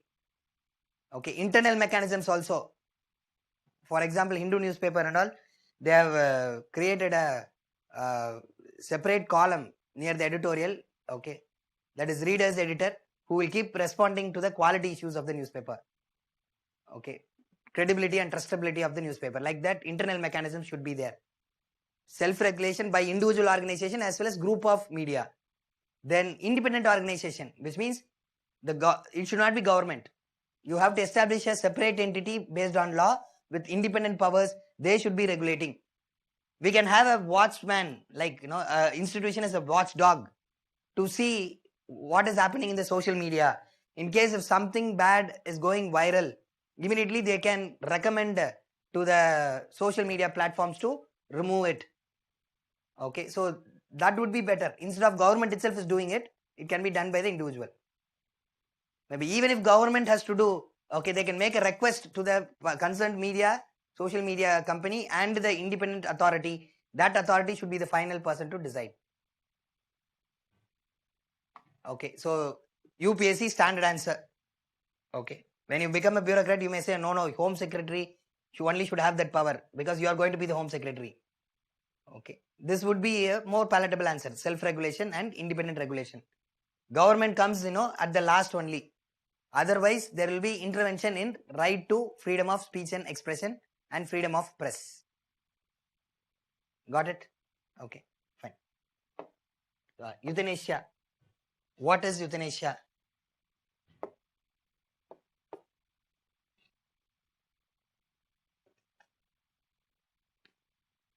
Mercy killing. Euthanasia is the medical term for mercy killing. If somebody is in chronic disease and in an irretrievable condition, which means, the doctor is certifying that hereafter cannot retrieve. and the person is suffering with pain because of a particular disease, okay, whether we can put an end to the life of the person, whether we can subject that person to mercy killing or not, that is euthanasia.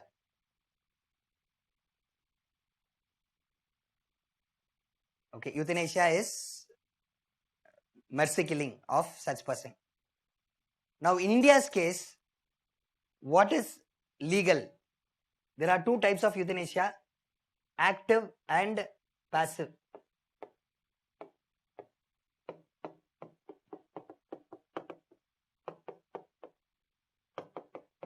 Okay, there are two types of euthanasia, active euthanasia and passive euthanasia.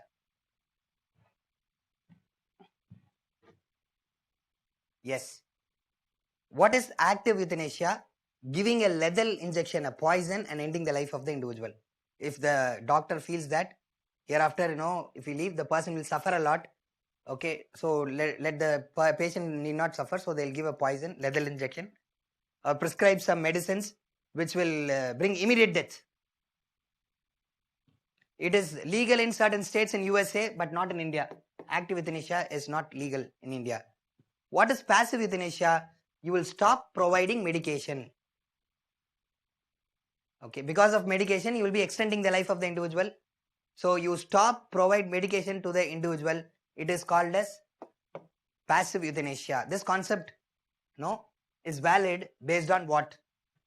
Article 21. Once again, prelims exam will ask which article euthanasia is valid. It is valid based on Article 21. Whether it is right to die? No, it is right to dignified death. And that once again comes under right to dignity, which is once again under Article 21. Okay, so they may ask in three ways.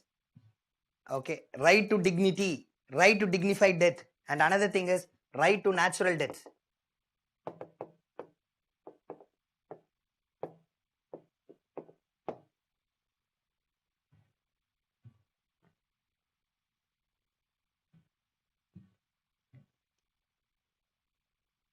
Okay, right to natural death. You are not giving artificial, see, active euthanasia will be artificial death. You are inducing immediate death, but you are allowing the person to naturally die, natural process, not interfering. See, why this is to be? Because in India's case, murders will be committed in the name of euthanasia if you allow for active euthanasia. And second reason is ethical issue. It's an ethical issue. What ethical issue? People will stop taking responsibility. Suppose there is a person in family who's having a disease and it is treatable. They will convince the doctor to say that it is not treatable and kill the person because money, you need not spend more money. There was a case in which parents, admitted their child in hospital. They said so much of money will be taken. Now what happened is the parents demanded to the doctor mercy kill. We don't have that much money. Okay, so please go ahead with mercy killing. Okay, we then the state chief minister of Andhra Pradesh, in that case has to intervene and protect the child. Okay, so people will not take responsibility. It's an ethical issue also. Okay, so that is why active euthanasia is not allowed. Passive euthanasia is allowed. And here choice of the individual matters, right? So when passive euthanasia is allowed, okay, the case which is related to is Aruna Shanbag case. See, this is in current affairs. That is why I'm saying, even in class I have not mentioned, right? So some of you are there who attended my class. Okay, in class I did not mention the case name because it's not important, but it is in current affairs now. Since it's popping up in the newspaper, okay, it's better you can use it as a referral point in the examination, mains examination. Okay, directly in prelims examination, they are not going to ask case laws. Which case law they have said they are not going to ask. Knowing it will helpful for a mains point of view. Okay, here they have declared, see, I'm not going to go behind the story and all that you will know already, or you Google it, you will find the story, which will not be asked in the examination. Okay, but now we are coming to that legal points alone. What is the process, okay, when a person can be subjected to passive euthanasia? First is independent medical team okay, medical team, which is of course a doctor, government doctor, okay, independent medical team, which should certify that it is a case fit for passive euthanasia. What is the meaning of independent medical team? The patient's doctor should not certify, or relatives may have a doctor, family doctor, that person no. A government doctor who is not at all related to the family, to that hospital, if it is private hospital, that hospital, and the patient should come and check the patient and give a report that this is a fit case of passive euthanasia. Second, judicial magistrate of the district, he has to give approval, legal approval has to be given. Then only this euthanasia can be carried out. And before that, you need the consent of patient.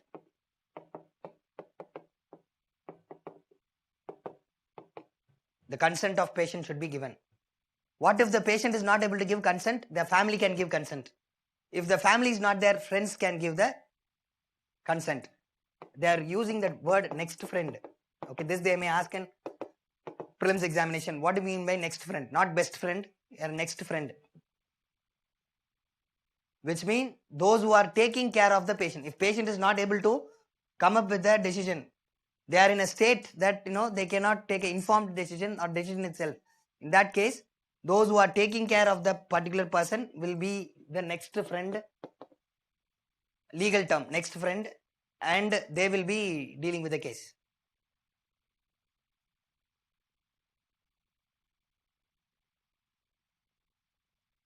Okay, so in Aruna Shanbhag case, what happened? Some hospital staff will be taking care of this patient because she herself is a staff of that hospital. She was bedridden for 40 years in vegetative state. Vegetative state means the state before the brain dead stage. The stage just before brain dead stage is called as vegetative. Coma, in colloquial language, coma stage. It's a biological, medical term is vegetative state. Irretrievable, where the possibility of them coming back is, and she has been in vegetative state for 40 years. That is why her friend, best friend, school friend, she filed a case telling that she has to be subjected to mercy killing, euthanasia. But the court said, okay, she shall be subjected to passive euthanasia, but she is not able to give the consent. Aruna Shanbhag, that patient is not able to give the consent. Now you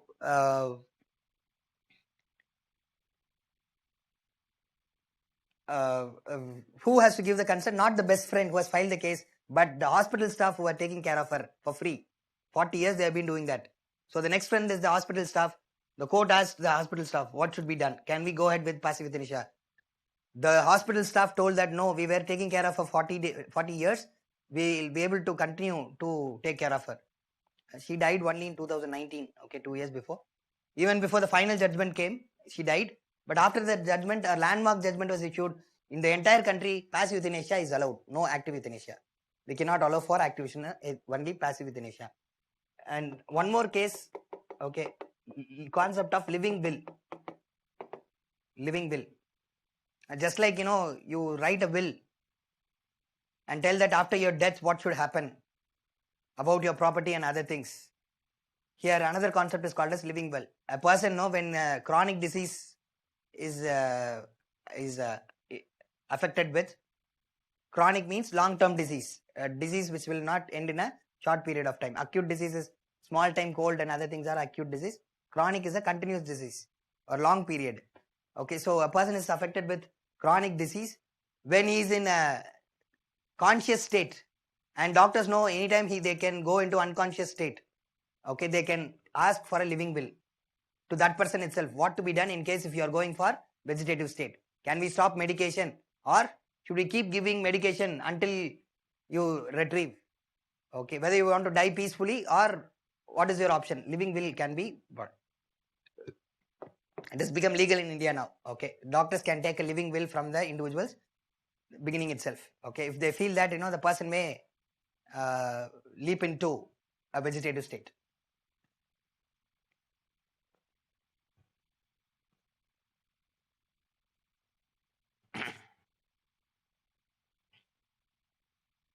Okay, understood? Can I have a thumbs up? Yes, those who are on video. Yeah. Screen. Yeah. Thank you. Thanks. Okay. So the living will is another concept. They may ask, what is a living will? Living will is not related to property. It's related to passive euthanasia. Okay. Mercy killing. Article 21. So we don't have right to die. We have right to dignified death, right to natural deaths, and right to life with dignity, a dignified life. Okay, under this, passive euthanasia is allowed. Okay, so something related is, once again, suicide is still a criminal act. Suicide is a criminal act which invites penalty under 309, section 309 of law. Okay, and you cannot claim suicide as a right to die. Under right to life, cannot claim. In 1970s, the Supreme Court actually allowed for right to die and scrapped this 209. But technically, it will lead to a situation that, okay, suicides that has been, suicide attempts that has been used to threaten, okay, and political suicides can be countered only when section 309 is alive. Okay, and to counter this, we have now Mental Health Act. Okay, this also is in current affairs. Mental Health Act of 2017, but very side referral only. So you just prepare on your own. Okay, just make note, Mental Health Act 2017, where they have said, okay, personal suicides will be considered to be acts of mental illness, acts as a product of mental illness. Okay, and such kind of activities will not be brought under 309 for prosecution. Okay, because it's entirely a social and a psychological issue which would be dealt that way, not legally. Okay, so we have, because the court case is going on based on this Mental Health Act. Okay, whether it is contradictory to 309 or complementary. Okay, so the question related to Mental Health Act can be asked. Potential is there. Okay, done. After right to die or right to natural death, we have right to privacy. Next important thing. Why right to privacy is in news? It's because of Pegasus issue, right? So this Pegasus is a software which, like a virus, it's a spyware. We call it as a spyware. Okay, to spy individuals, it can be sent to people. Earlier and all, if you click on some random link, your phone may get infected. Now this Israeli people, they are always smart. Okay, I should say shrewd, meaning badly intelligent, intelligent for bad purposes. Okay, so I should use the word shrewd, then intelligent. Now what they have made a technology, okay, that you may not click on anything.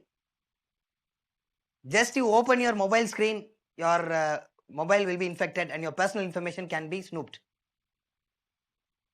Okay, now the recent report which was released by the Wire, and other organizations, saying that, Israeli MNC, multinational company, which is having a control by the Israeli government, has sold this software to Indian government. That is an allegation. I'm not saying whether it's happened or not. Only the investigation agency has to express it. But it is alleged, it's snooped, starting from the opposition leader, 300 important VIPs of this country, including the IT minister. That is the twist here. Okay, including the Union Information Technology Minister. Okay, is in the list of snooping. The government is spying on these people, important bureaucrats, judges. Okay, fine. That explains why most of the time nowadays judgments are coming in favor of the government, because secrets are known by snooped by the government. Maybe, okay, that is the reason. Okay, just for fun. Okay, yeah, I'm on the record. I'm on live, so I should be giving the disclaimer. Okay, because otherwise you will face sedition law on me. Okay, speaking against the government, speaking something which will bring disaffection, hate, discomfort to the government, can be liable for sedition and lifetime imprisonment. Okay, so academic, and there is one thing, academic exception is there. In academic platform, if you are going to speak something, that will not be treated as sedition. Okay, the sedition law in one of its provisions. So remember, if you have any idea, drop it now itself. Okay, ethically not correct, legally also not viable. Okay, I have a case, I have a section to defend myself. Okay, fine. Now coming back here, in case of Pegasus issue, what they are saying is government is snooping. So now right to privacy is affected. Once again, right to privacy is coming under Article 21. Okay. Now, where the questions can be, and once again, section 377 has been scrapped. Okay, what is that? Unnatural sex. Okay, anything other than penetrative sex is unnatural sex and it is legally punishable until it was scrapped in 2013. Okay, now it is decriminalized. Okay, so no more section 377 is not there, but police is still making arrest based on 377. That is also, this news has not come outside. This is an issue highlighted by the NAS Foundation, who are talking about the rights of LGBTQ. Okay, the lesbians, bisexuals, transgenders, and queers. So these people, they are complaining that they are being targeted with 377. Okay, fine. Now, our problem is how they'll ask question. First, we have to talk about, the measures. Okay, so the data protection law. Okay, and what is the structure that is available for protecting the data? Already, our personal informations, that is available with the companies and government, how it should be protected, what provision is available, we have to discuss. Okay, from that question can be asked, and then data protection law. Okay, so first wait, let me discuss what is the provisions already available. The two laws which is inferred in order to provide right to privacy is IT Act of 2000, Information Technology Act of 2000, year 2000. Then Telegraphic Act 1894. Okay, so don't ask that, sir, this is a pre-constitutional law created by the British. Sir, telegraph is gone. Okay, a new telegram has come now, right? Immediately after the telegram was disbanded, stopped functioning. Very creative idea, good. Okay, they have gave life to the telegram through the new application. Okay, fine. Now, Telegraphic Act is still there because it allows the government to spy. Earlier, the government can intercept and see what is being communicated between two people through telegraph. Telephone lines, okay, letters, they can be intercepted. Okay, so that is why this law is still relevant and applies to all types of media. Okay, so these two laws says that the government can spy. It is legal. Government can spy on its citizens. But government cannot spy all the citizens. You must spy only on the suspects. Okay. For that they are giving the criteria. What is the criteria? Reasonable restriction.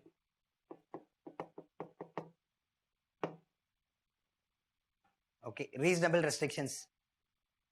That is, now how to remember this? There are 5 actually given. How to remember this? Already in class I told you, freedom of speech and expression, some 8 restrictions are there. In that first 5 restrictions of freedom of speech and expression is applicable here, which means in that cases the government can spy. What are the criteria? First is sovereignty. If sovereignty is going to be attacked, you can spy. Security of the state is involved. Public order is involved. Sovereignty, security, public order, incitement to violence, friendly relation with other countries. Friendly relation with other countries.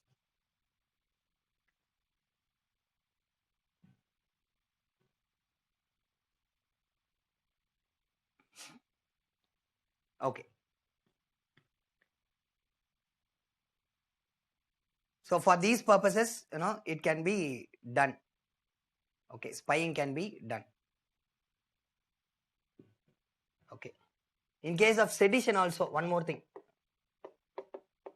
Sedition also you can do, because see, British Act is there, no? They will definitely include sedition, because British government, they knew that freedom fighters will always communicate against them. So in order to counter the freedom fighters, sedition also.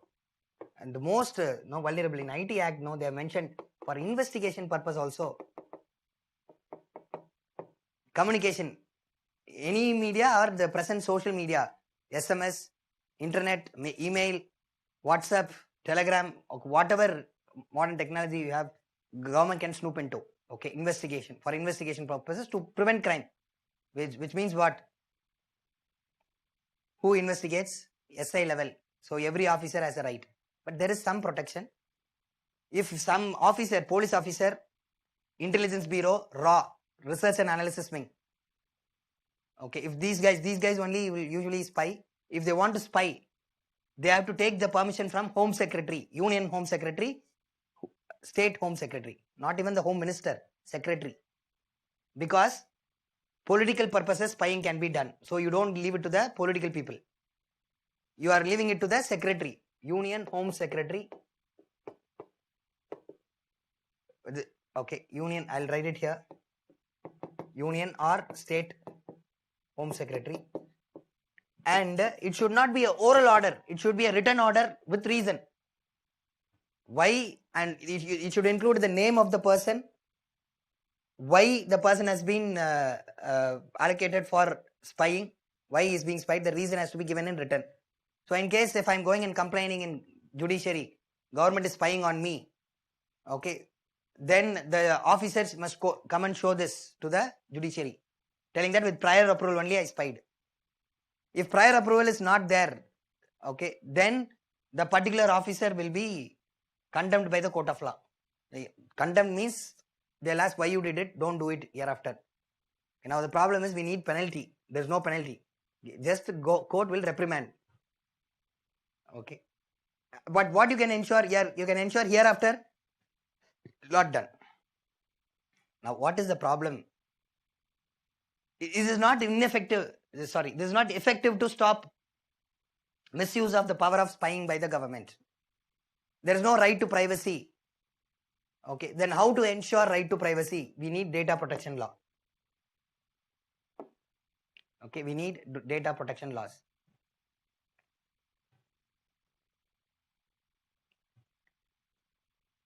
Okay.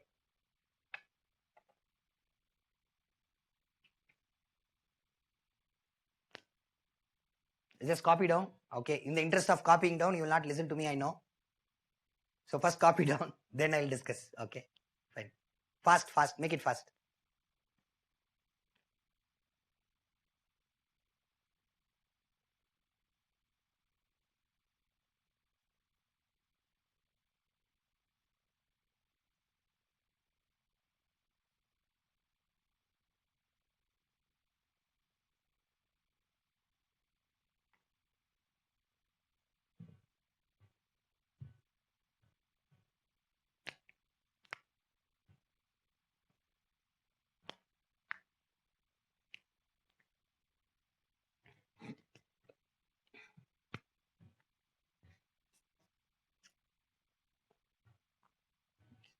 The world over, they are having data protection laws. India is yet to have a data protection law.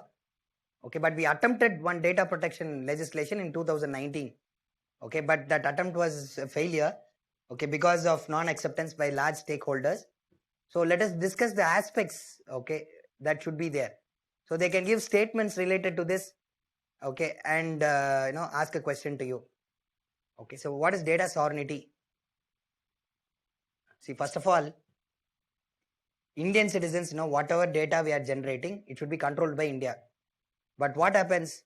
Facebook, WhatsApp and all is international organization. So our data is stored up in servers outside India, which can be subjected to manipulation by anybody. Other countries, many companies, private companies, as well as the terrorists can misuse the data. Your personal information can be misused. Okay.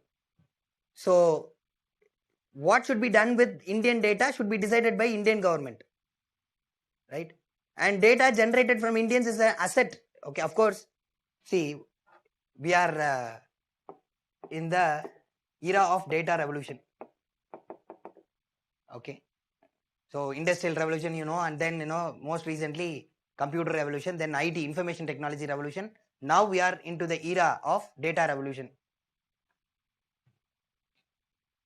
Now data is the god, omnipresence, omnipotent. Okay, which means it's present everywhere and it can do anything. Okay, and nowadays many engineers are happy that if you do a small course on data science, okay, you are the preferred person in the any multinational company. Government also works by data. Okay, you know that data is very important. Okay, so data revolution, it has a potential for billions of dollars of wealth generation. It's an economic potential. Data has an economic potential. Okay, data, okay, can introduce disruptive innovations. Disruptive innovations, we call it.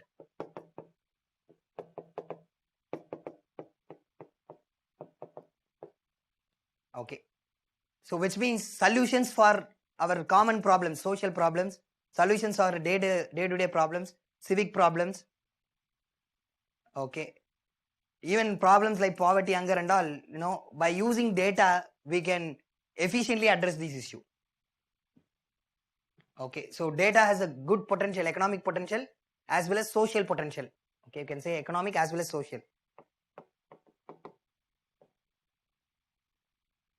And that is why Aadhaar card, okay, Aadhaar card is where government is able to collect your entire data. Through that, they can create lot of innovations. Thereby, they are providing services to the people more effectively. Okay, that is one example. So, disruptive innovations can be brought. But at the same time, it will affect right to privacy of the individual and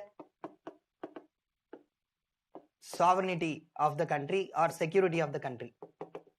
While it has a good potential, economic and social potential, okay, it may lead to endangering the security of the country as well as privacy of the individual.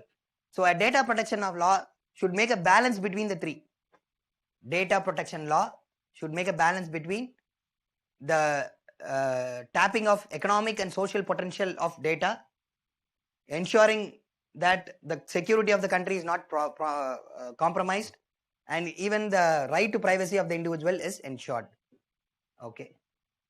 Next is data localization. As I told you, to maintain the data sovereignty, we should have service locally, and we should have extraterritorial legislation. We should also tell how data should be shared with other countries, and in case of misuse of Indian data by other countries and companies outside India, how it can be regulated. For that, you need to have an extraterritorial legislation. You may ask, sir, what is extraterritorial legislation? In prelims, they may ask, extraterritorial legislation is a legislation. They will give options. Okay, the answer is, usually laws is applied within a territory only. Indian laws is applicable only in India. Now, in case of extraterritorial legislations, it is applicable across the world.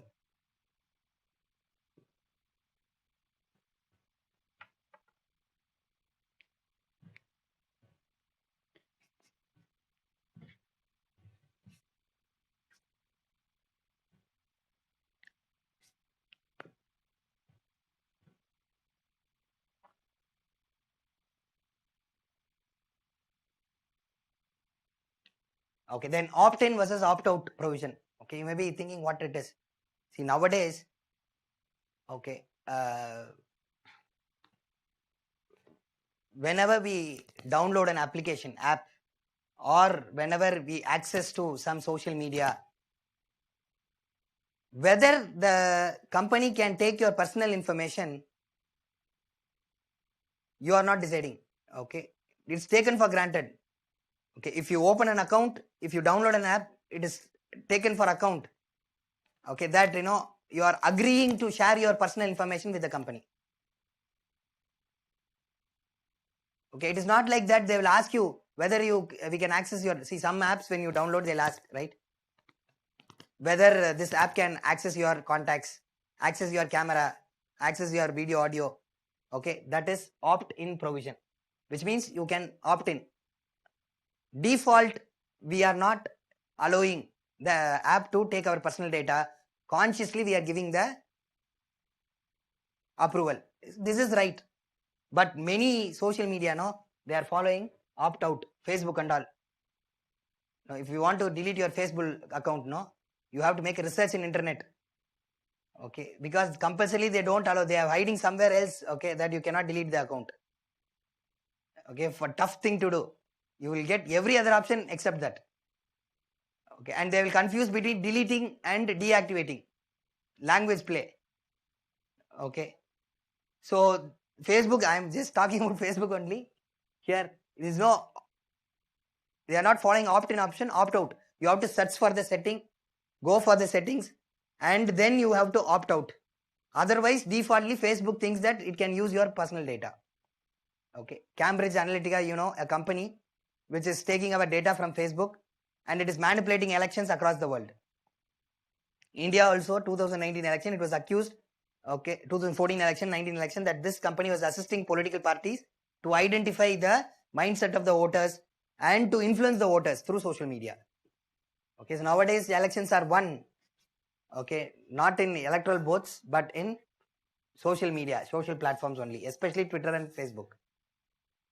And if it is happening naturally, fine, but they are manipulating with the algorithm in order to ensure that a particular type of message should be reappearing again and again, which itself is a big problem. Okay, so that is why from opt-out, they are saying data protection law will ensure, make it mandatory, all the companies are going for opt-in provision. Whether citizens' data can be used or not, okay, you have to take the consent from the user. Okay, they are calling it as, you know, ownership of the data. My data is owned by me, so I have to be taken permission before my data is used for any other purposes, whether it is by the government, whether it is by the private sector. Okay, so nowadays, you know, we are not having this law. That is the biggest problem. So only when we bring this law, we can ensure that our data is not being misused by the private people. Okay, fine.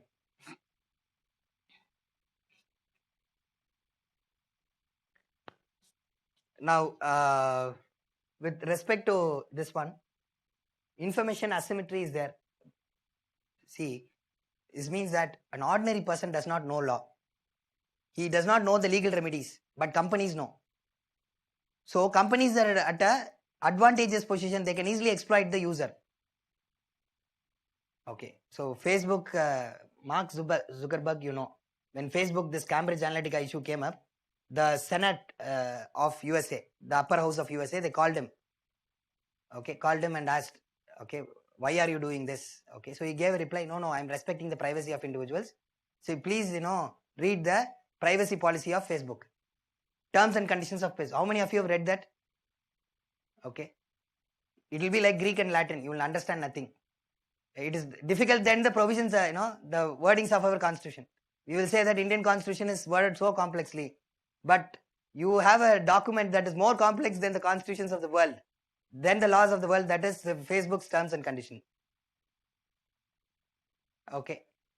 So they have given it worded in such a way, it is so difficult for the user to understand, you will end up giving up your privacy. So data protection law is important to address this information asymmetry, to ensure, give guidelines to various platforms, how the terms and conditions should be set. And there is a more wide option, okay, more wide options for exiting or removing the consent which is already given. Sometimes you give consent, no, it is permanent, you cannot go back.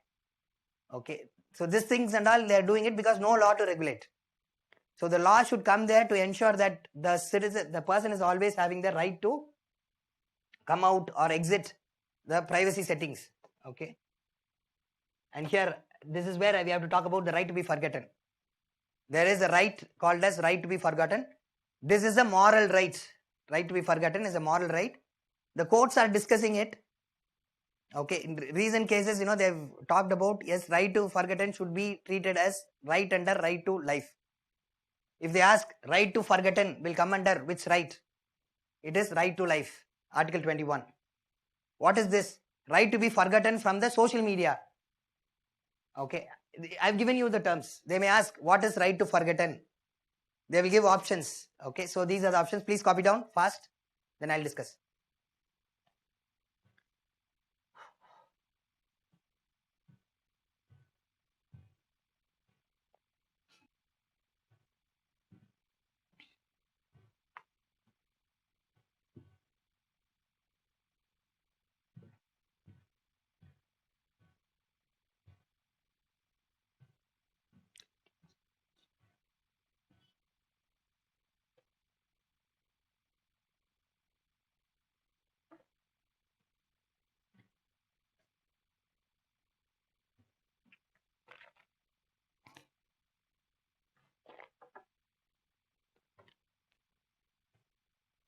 Data. Okay, right to get personal data erased. Okay, so see, Facebook is the main culprit. The other thing, no, so they are storing your data. Even your deleted data, they are storing. That is the biggest conflict. You may delete it, but they will not delete. They will keep a record of it. Okay, so right to get personal data erased permanently. It should not be there anywhere. Okay, no, not recorded in any eraser. There must be right to get personal data erased. Right to withdraw consent. I told you, that is why I brought this slide. Right now, when you give a consent, you cannot withdraw it. This right to be forgotten says that you can have the right to withdraw the consent given. Right to object. Okay. Suppose you are knowing that your data is used in a particular way. You can object and you can say that, okay, you can take my data for these purposes, you should not use. Like that, if you object, it should be accepted. Right to know data leakage. In case data leakage is there.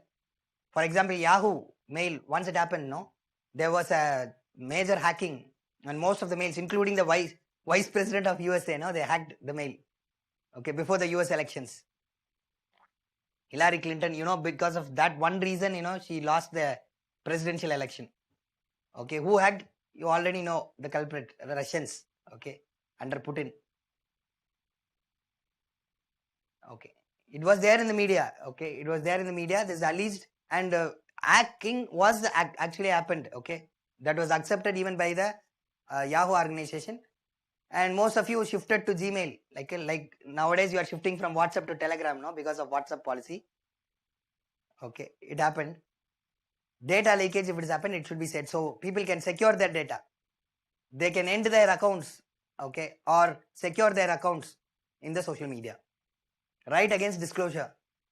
Okay, which means if you have some personal condition, okay, your privacy details, you can allow the companies to use, government to use, but not for disclosing, which would defame your individual image. Okay, that cannot be taking place. Then right to speech versus right to privacy. Yes, this is very important part, because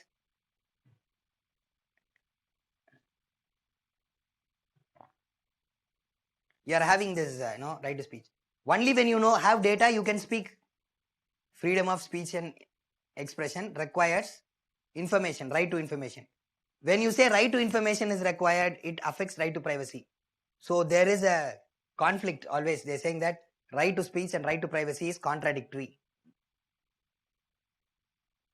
Right to speech and right to privacy is contradictory. Right to information and right to privacy is contradictory. So right to privacy and right to information, as I said, is under Article 21. Right to speech is Article 19. So they are saying that Article 19 and this one is conflicting. Okay. How? I told you, speech requires information. When you seek information, okay, third party privacy, okay, you may be seeking the personal information of people also. But, there is a view that it is complementary. Meaning is, only when you have information about data leakage, information about how the company works, information about things, okay, you can ensure your privacy. Like you should know the information, no? What are the personal data that is collected from you, how it will be processed, who will and all will be using it, okay, what is the commercial potential of it, all these information you must know. Then only you can protect your privacy. You can make a informed decision. Otherwise, blindly, no, most of us do not do any privacy settings because we don't know the potential. We don't know the harm level. Okay, so we need to know the information of what is happening with the company, with the government, then only you can exercise your privacy. Okay, at the same time, you can defend your right to privacy only with right to speech. If right to speech is not there, how come you defend your privacy? How come you communicate to the government? So they say that right to speech will enable information as well as speech. So there is a scope for conflict, there is scope for these rights being complementary also. Complementary also.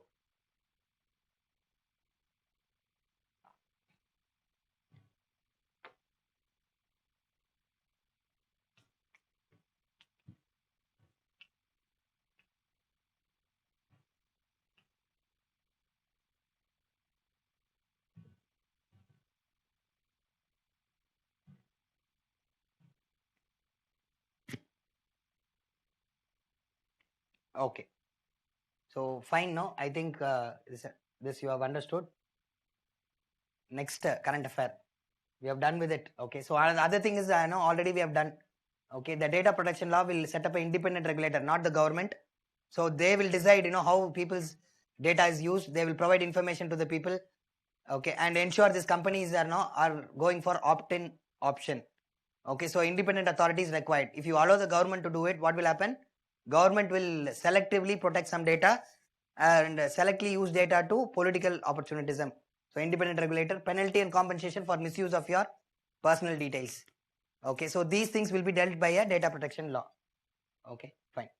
So the questions, possible questions will be data sovereignty, data localization, opt-in, opt-out, information asymmetry, and extraterritorial legislation. Potential questions can come from there.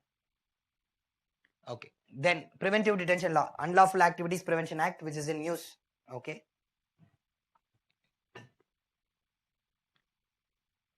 So that would be the last topic. I think yes, human trafficking is another issue. Yeah. Two more topics. So easy only. Okay. So why preventive detention law is in news? Say they may ask for the provisions of the law. See, in 2017 and 18, they've asked the laws which was currently passed and those laws which was in use and those laws which has been replaced. New laws have created replacing the older law, right? They have got from older law. So when you are preparing for prelims examination, where to concentrate? Okay, first laws which is there in current affairs, laws that is passed in the previous 3 sessions of the parliament, laws which are in discussion, bills which are in discussion. Okay, current affair. Anyway, it will be repeated as some question. That bills in discussion will be there for mains examination. Then, if a new law is passed, not to replace the earlier law. From that also they can ask provision because you must know what problem is addressed in the new law, right? In fact, human trafficking law that is passed in the recently concluded parliament session, the session which ended last month, I've discussed.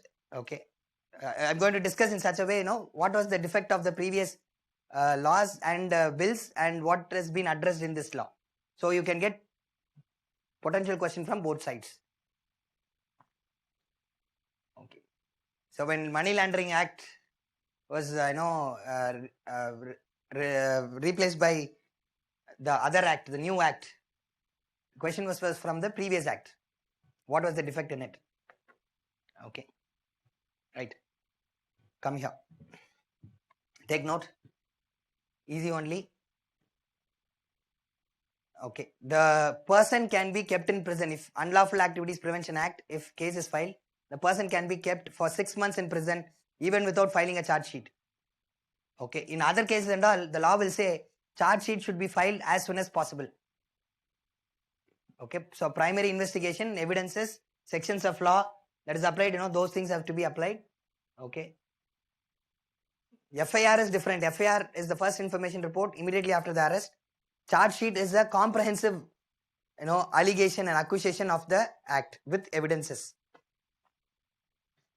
Excuse me.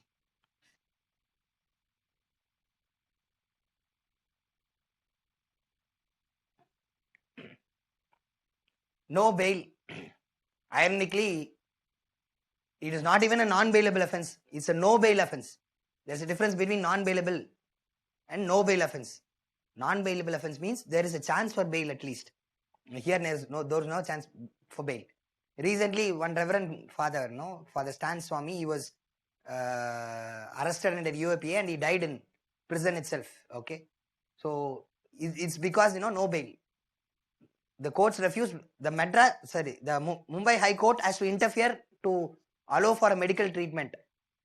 Okay, so that is because of the strong nature of this law. Burden of proof is on the accused. This is another big problem. Usually, police accuses that you are a murderer, you are a criminal, you are a person involved in sedition. Police has to prove. But in Unlawful Activities Prevention Act, the burden of proof is with the accused. Person who is accused, that person has to prove. If the person is already in jail, how come he will prove? See the irony, He is jail, no bail, charge sheet also 6 months you will take. Okay, you don't know what charges, but still you will be dark about for what you have been arrested. You will be in jail and you only should prove it. So what happens? Only when you are able to afford a good lawyer, you will be able to come out. Or if you are an important person, okay, legal support is there, then it is easy for you to come out. Otherwise, you will be languishing in jail.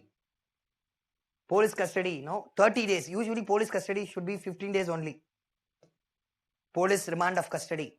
After 15 days, if at all detention is required, the person should be in sub-jail or central jail under the control of warden. We've seen in cinema and all, the investigation officer, if he wants to investigate, he will be looked through the window. Who will be monitoring it? The jail warden, to ensure that the investigation officer is not torturing the accused person, because in many cases it will happen. Through torture only they'll try to take out the truth. Police custody is it's called as 30 days. Okay. And one more thing, it is used as a tool of soft torture. What is soft torture? You put people, see, in India, process itself is punishment. I have told you in class.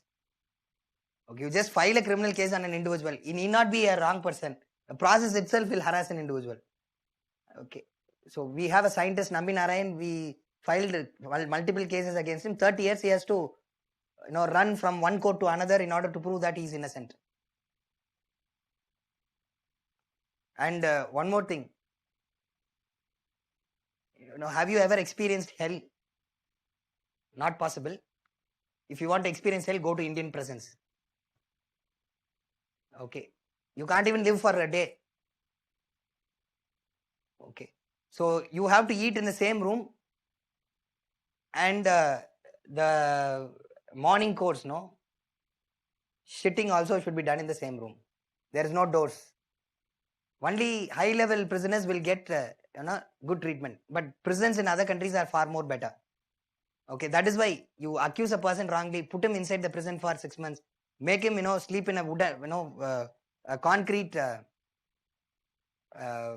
bed. Okay, there is no pillow, there is no soft bed.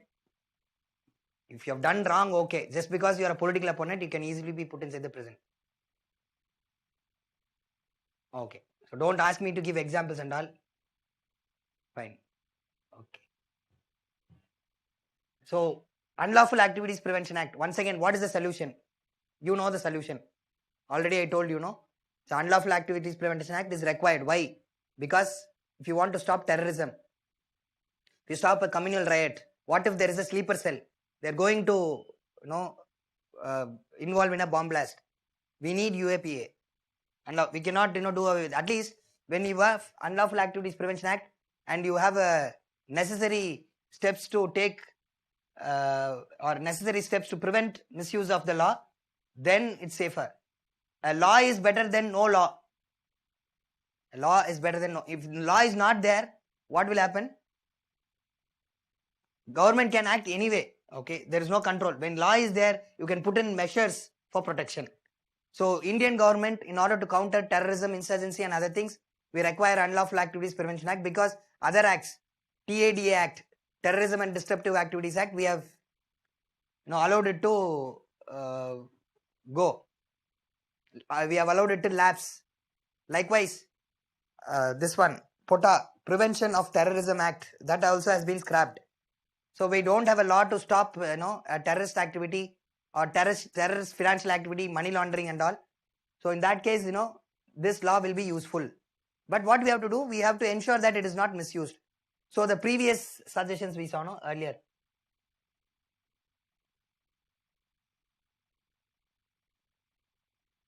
Okay. So clarity should be there. Definition. In which cases Unlawful Activities Prevention Act can be done. You can have exclusive courts to deal with UAPA. Maybe High Court or a exclusive court, fast track courts to deal with such cases. Then interpretation should be done by a higher official.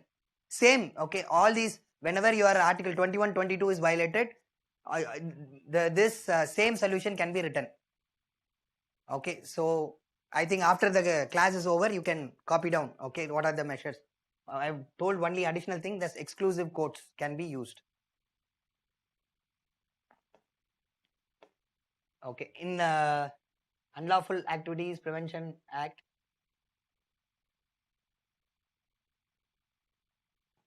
this 180 days, can be reduced to 3 months. That is the standard, all preventive detention laws. That is the standard. Okay, so we can bring it down to 30 days. And here also, case by case approach. Okay, bail should be possible, but you should allow for the discretion of the judges. Burden of proof, okay, can be said both on the individual as well as the police. The police is only making arrest. They should also be having the burden. The burden of proof should be more on the police rather than the accused, considering the accused is inside the prison. Then police custody once again should be brought to 15 days.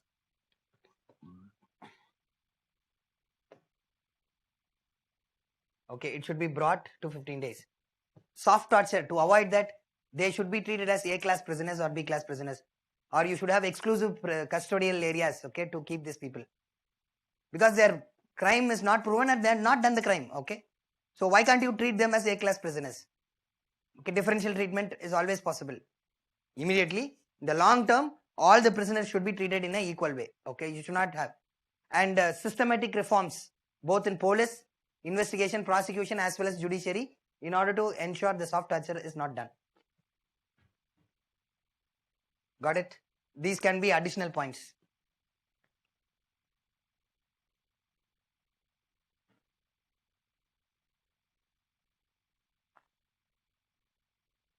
Okay, so medical facilities can be given. This recent problem is, even though he was affected with corona, they did not give the medical treatment, permission for medical treatment. High Court has to intervene. So now, we can give some criteria, like in case if they are into some, they can be treated in such a way. House arrest can be a possibility. Your ultimate aim is stop an activity, okay. So you can use an hospital premises, okay, as a detention center, okay, like that, some solution can be there. And you can consider the age and the work of the person, okay. If there is no criminal track record, okay, and there is no possibility of higher level crimes, then in that case, you can treat that person in a different way. So guidelines can be issued by the higher authorities to the lower authorities, okay, when they are applying the Unlawful Activities Prevention Act, instead of scrapping the entire law.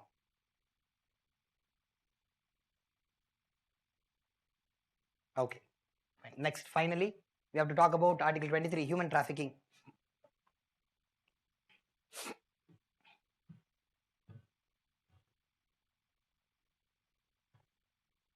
Okay, so what is the need for the new law?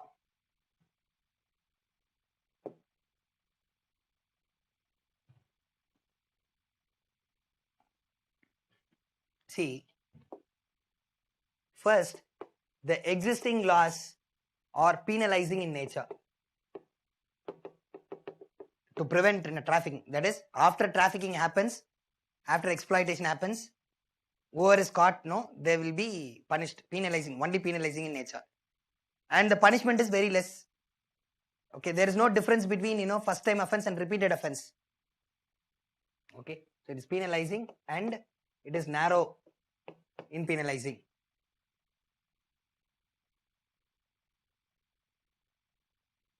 Okay, but this law, present law itself is named as prevention, care and rehabilitation. No, they are dividing the action to 3. First, you have to prevent trafficking in the first place. You have to identify where is the source of trafficking happens, what is the reasons, and address that issue. Okay, you have to counter the networks which is available for traffic. What is trafficking? Buying and selling of human beings for various reasons. Okay, buying and selling of human beings. Okay, so you have to prevent that. Then care has to be taken and rehabilitation also should be done.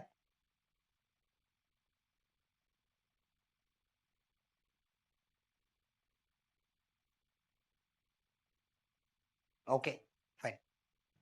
So now they are explaining also. They are categorizing offences as difference, like first time offence, aggravated offence, offence against children.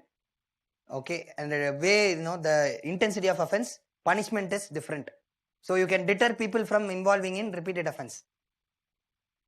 Okay, so it increases deterrence. What is deterrence? Prevent people from repeating the crime. And definition is also narrow. Okay, because in case of the previous laws that has been existing, they have always equated trafficking with prostitution alone. Okay, they have always equated trafficking. We are buying and selling means that person will be involved in prostitution. Okay, with that narrow mind, laws were created. But now trafficking is not only done for that. Trafficking is done for organ transplantation. During the vaccine trials, there were some reports, people were trafficked for clinical trials. If you don't get voluntary for testing the drug, we can traffic poor people and use them as a experimental rats. Then biomedical tests. Okay, you want to know the functioning, okay, of an organ of a human science, for that, usually medical science uses dead corpse. Okay, now you want to know what is happening in a living human organization. Okay, for that, to perform the biomedical tests to understand the biology and the related thing, sometimes it's done.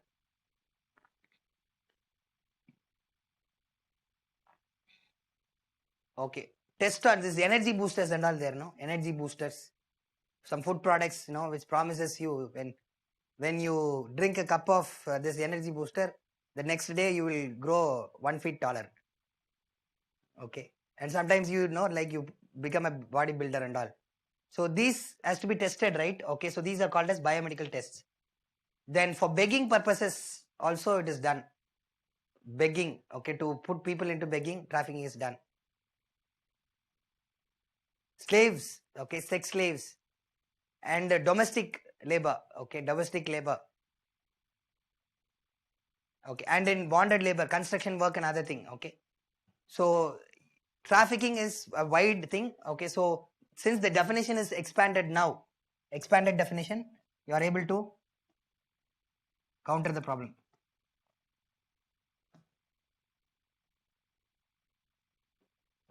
Now earlier it was the police only will be dealing with preventing the trafficking, but trafficking has to be countered. If you want to prevent and all, police alone is not that. We need civilian officers also. Okay, civilian officers, civil society also, voluntary organizations, NGOs, and volunteers who are working for the upliftment and emancipation of trafficked people. Okay, so there is okay, police only is involved. Here we are creating a unit called as anti-human trafficking units. Anti-human trafficking units.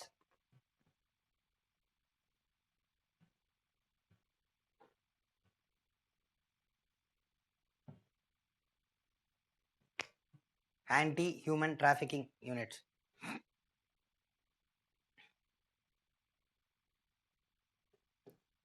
Okay.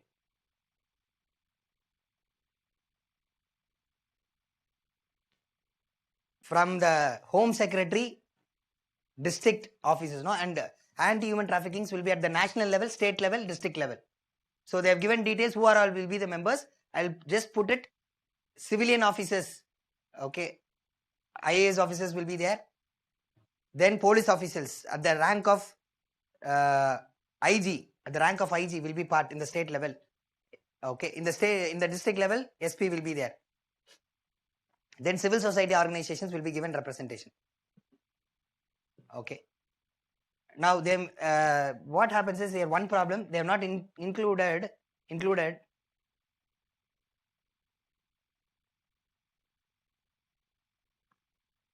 the erstwhile victims. Those who are already a victim who have subjected to trafficking and they have been rescued.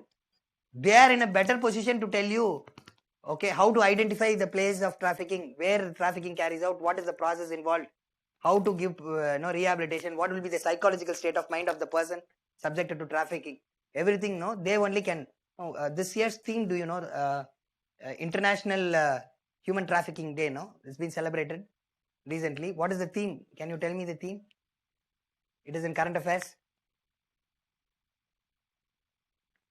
Okay. Led by victim's voice. Human trafficking, no? To counter human trafficking, led by victim's voice. Which means to change the strategy that we have to include the victims as well as former victims who are in a better position to help. See, as officers, you know, they have never subjected to trafficking. The nuances we cannot understand. Okay, so we need to take up the civil society. Now, how they'll frame question in the prelims examination? They'll say, the anti-human trafficking units envisaged by the TIPS law. The law is called as TIPS law. Trafficking in Human Persons Prevention, Care and Rehabilitation of TIPS law. In this act, they will give 1. Civilian officers, uniformed officers. 3rd, civil society authority. 4th, former victims. Okay, which of the above is included? They may ask. So only first 3 is included, the 4th one is not included because it is a current affairs topic. Okay, this year's, from this year onwards, they are insisting in all the countries that victims' voice should be heard before framing laws or taking actions. Okay, or they also should be included in such units which wants to prevent trafficking. Then trafficking, cases easily carried out because trafficking is a law and order issue. It's a criminal thing only. Okay, yes, a criminal. Okay, now investigation in criminal cases, prosecution and finding the culprit and giving him punishment and all, it's a state list. Okay, the police is under the state list. So what happens is if a person is trafficked from Tamil Nadu to West Bengal through Andhra Pradesh, Orissa, West Bengal, that is the usual route. Until Madras border, the Chennai border, Tamil Nadu police can manage. Once they have gone there, they have to give the responsibility to Andhra Pradesh police. Andhra Pradesh police should coordinate with Orissa police, okay, to find out the trafficking trial and network. Then finally, West Bengal police also. 4 police departments should be cooperating. Okay, impossible. So there was lack of coordination because cases related to trafficking is dealt by the state police independently. Here, NIA is appointed. NIA will be the agency, National Investigation Agency, which is a union government agency.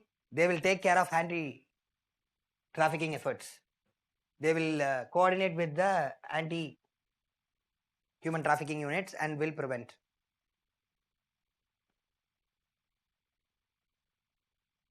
Okay.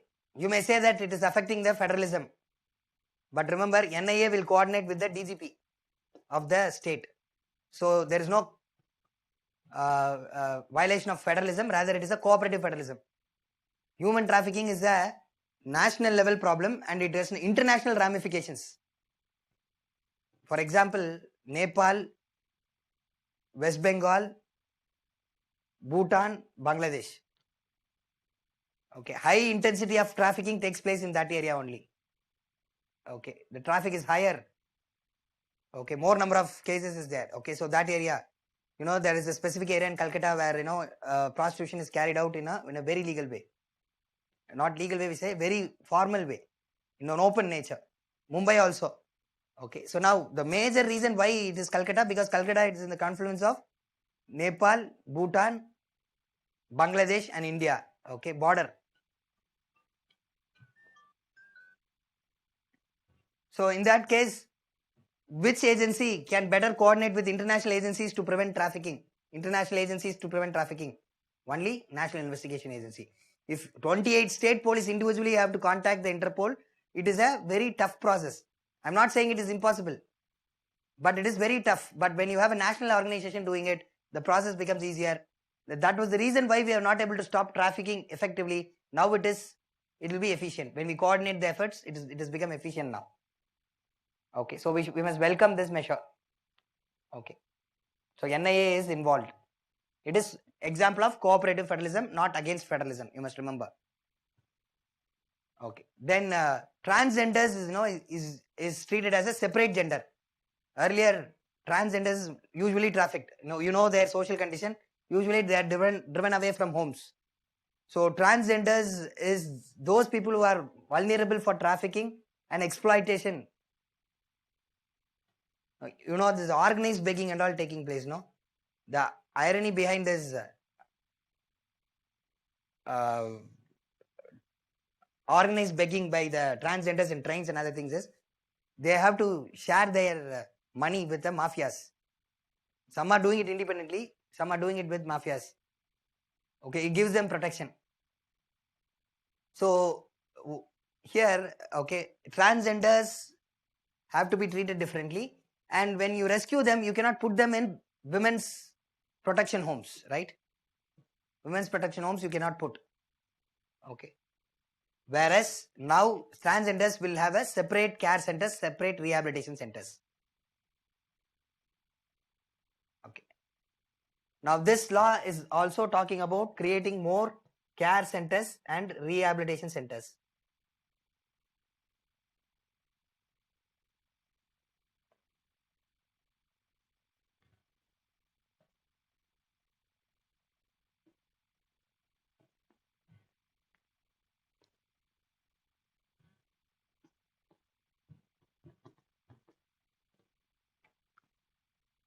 See, in rescue operations, always there is two stages.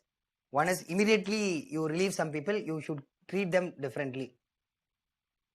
Okay, so immediate care. Okay, so the psychological trauma has to be removed, and then they should be normalized first. There should be given medical intervention, psychological intervention. Okay, good food. Okay, and to engage their mind, some social activities should be given. So that is care stage. After care, you have to mainstream with the society. You cannot keep them long in the same. Okay. என்னாச்சு பாருங்க audio.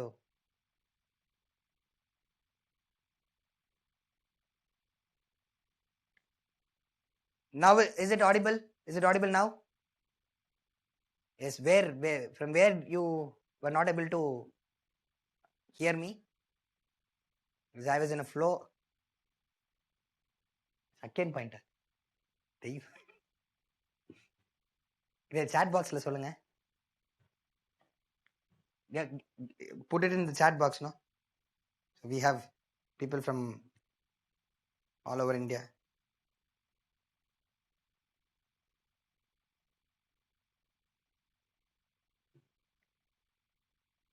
This one is okay, like this is done, this is done. Okay, I was talking about this care. Okay, now care means immediate relief. Okay, rehabilitation is mainstreaming in the society. So here psychological, medical and other support will be given to normalize the person. And rehabilitation centers is, if they have families, they will be taken back to the families. Usually families will not accept the traffic people, especially who are part of prostitution and all, no? Families may not take back. So if families are taking back, fine. If not, rehabilitation centers, permanent shelter homes, okay, can be built for them. The existing homes also can be used. The approach will be completely professional. The anti-human trafficking units, no? So see, shelter homes as the most oppressive places in the world. We keep these shelter homes for the emancipation of people, but further they will be subjected to exploitation in a organized and institutional way. Okay, so there needs to be reform in all the shelter homes, including the shelter homes for this one. That will be taken care now because civil society is part. Okay, civil society is part of it. Not only the police, civil society is part of it. Government, civilian authorities is part of it. Okay, so now if you include the victims also, former victims also, it will be good. Okay, that is why we have this law. Now, what is the issue related to this law? Now, the previous laws has not been scrapped. It is still there. It is used as an add-on law. Like wherever the previous laws are silent and not full, they are talking here. So previous law is still existing, so there is a confusion. And even now, they are saying if police decides in a particular place forced trafficking has taken place, they can take action. Now, biggest problem in case of prostitution is there is voluntary prostitution and forceful. What is illegal in India is forceful prostitution. Voluntary in a private place between two individual adults, it's called as consensual sex, not prostitution. It is legal. When it is happening in public place, when it is happening in to disturb the order in the society, then it will be called as nuisance and it is a criminal case. And when you are forcing somebody else to do it for you, then that is also is wrong. That is illegal. Punishment is there. So who will decide this? The police officials is going to decide this. The difference between voluntary and, so can a SI decide it? There is a chance for extortion. What is extortion? If voluntary prostitution is taking place, police will go and say, I will book a case. Now what happens, the person, victim, as well as the person involved, they will have to give a share. So instead of rescuing the people from forced prostitution, there will be additional, force. We are not suspecting all the SIs. Okay, there has been a trend, at least in some parts, that there is a collusion between police and the mafias who are involving people in prostitution. So in that case, okay, once again, identification of a place where forceful prostitution is taking place, you should do it with the help of former victims, civil society, as well as higher official. That is the reform. Even this present law is not doing it. Okay, present law is once again giving it to the police, not the higher officials. Okay, so any sensitive laws which is having a chance for misuse, you just ensure that some higher level or exclusive official is appointed for identifying the crime.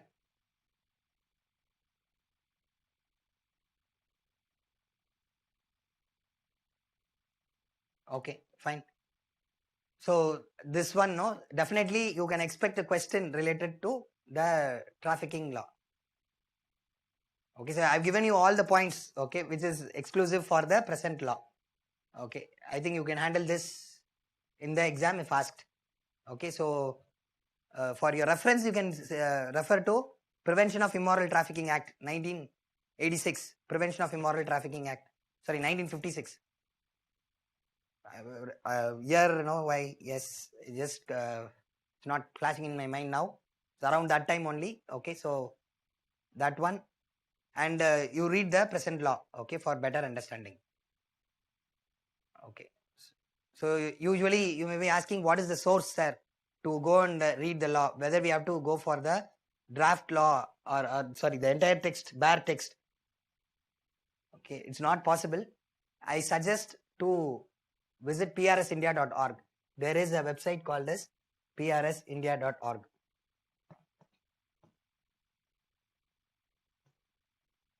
There you will get a precise, okay, information, a brief information about and necessary information for examination where potential questions are there in the website itself. Just type in the law, you'll have. But this they have not updated. The present law I discussed, no, they have not updated. Prevention of Immoral Trafficking Act and previous bill they are mentioned. Okay, they have discussed that. Okay, so you can know what was lacking in previous bill of 2018 and what is the difference the present act that has come in 2021 is. Okay, you can identify the difference. Okay, so major potential areas we have discussed.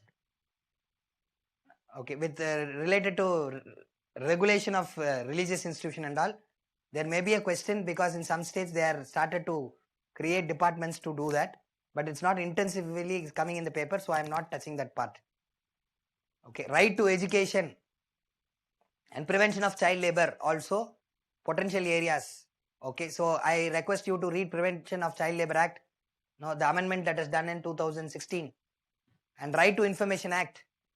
Okay, also you can read as well as analyze it, so potential mains question can be asked, because they said people have dropped out of schools.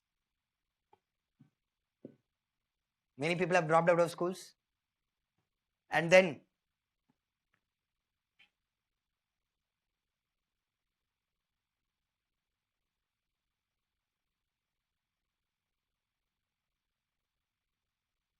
child labor also is increasing. Okay, because of poverty levels, businesses lost. Okay, many people have lost their jobs, so now there's increased level of child labor. It is a rising concern, so the laws related to them has to be prepared. Done. So with this we are winding up the session for current affairs, at least for polity 1. Okay, from preamble to the fundamental duties. Okay, so major areas where there is potential. Okay, maximum number of questions will be within what we have discussed. After this you should follow the current affairs until the at least till September 15th. Okay, so 20 days before the examination, prelims examination, follow. The probability of current affairs, once again you may be asking, okay, is more in mains examination than the prelims, because last year they postponed the exam, so current affairs purposefully they did not ask much. Okay, but questions, static questions were based on current affairs. You can find the link. Likewise now also, I am telling you, okay, don't skip current affairs. Okay, but at the same time be cautious to be thorough in the primary 4 subjects. Okay, the static part also, where maximum number of questions is asked, be thorough on it. Any one particular subject you are weak, okay, try to take a question bank and attend more number of questions to ensure that that particular subject is not pulling you out of the mains race. Just because of one subject you should not fail in prelims examination, fail to clear in prelims examination, so please do that. Okay, fine. So I wish all the best to do well in the coming prelims examination. If you are taking up next year also, okay, advance wishes to you. You will definitely do well. Okay, if you work, the probability of clearing is higher. Okay, with that hope, prepare consistently. Okay, I'm happy to meet you all once again. Okay, hope after institute is opening for mains examination, you come here. Okay, so then we can have further interaction. Okay, and support from the institute for mains examination. Okay, fine. Okay, thank you all. Thanks. See you all. Thank you. Take care.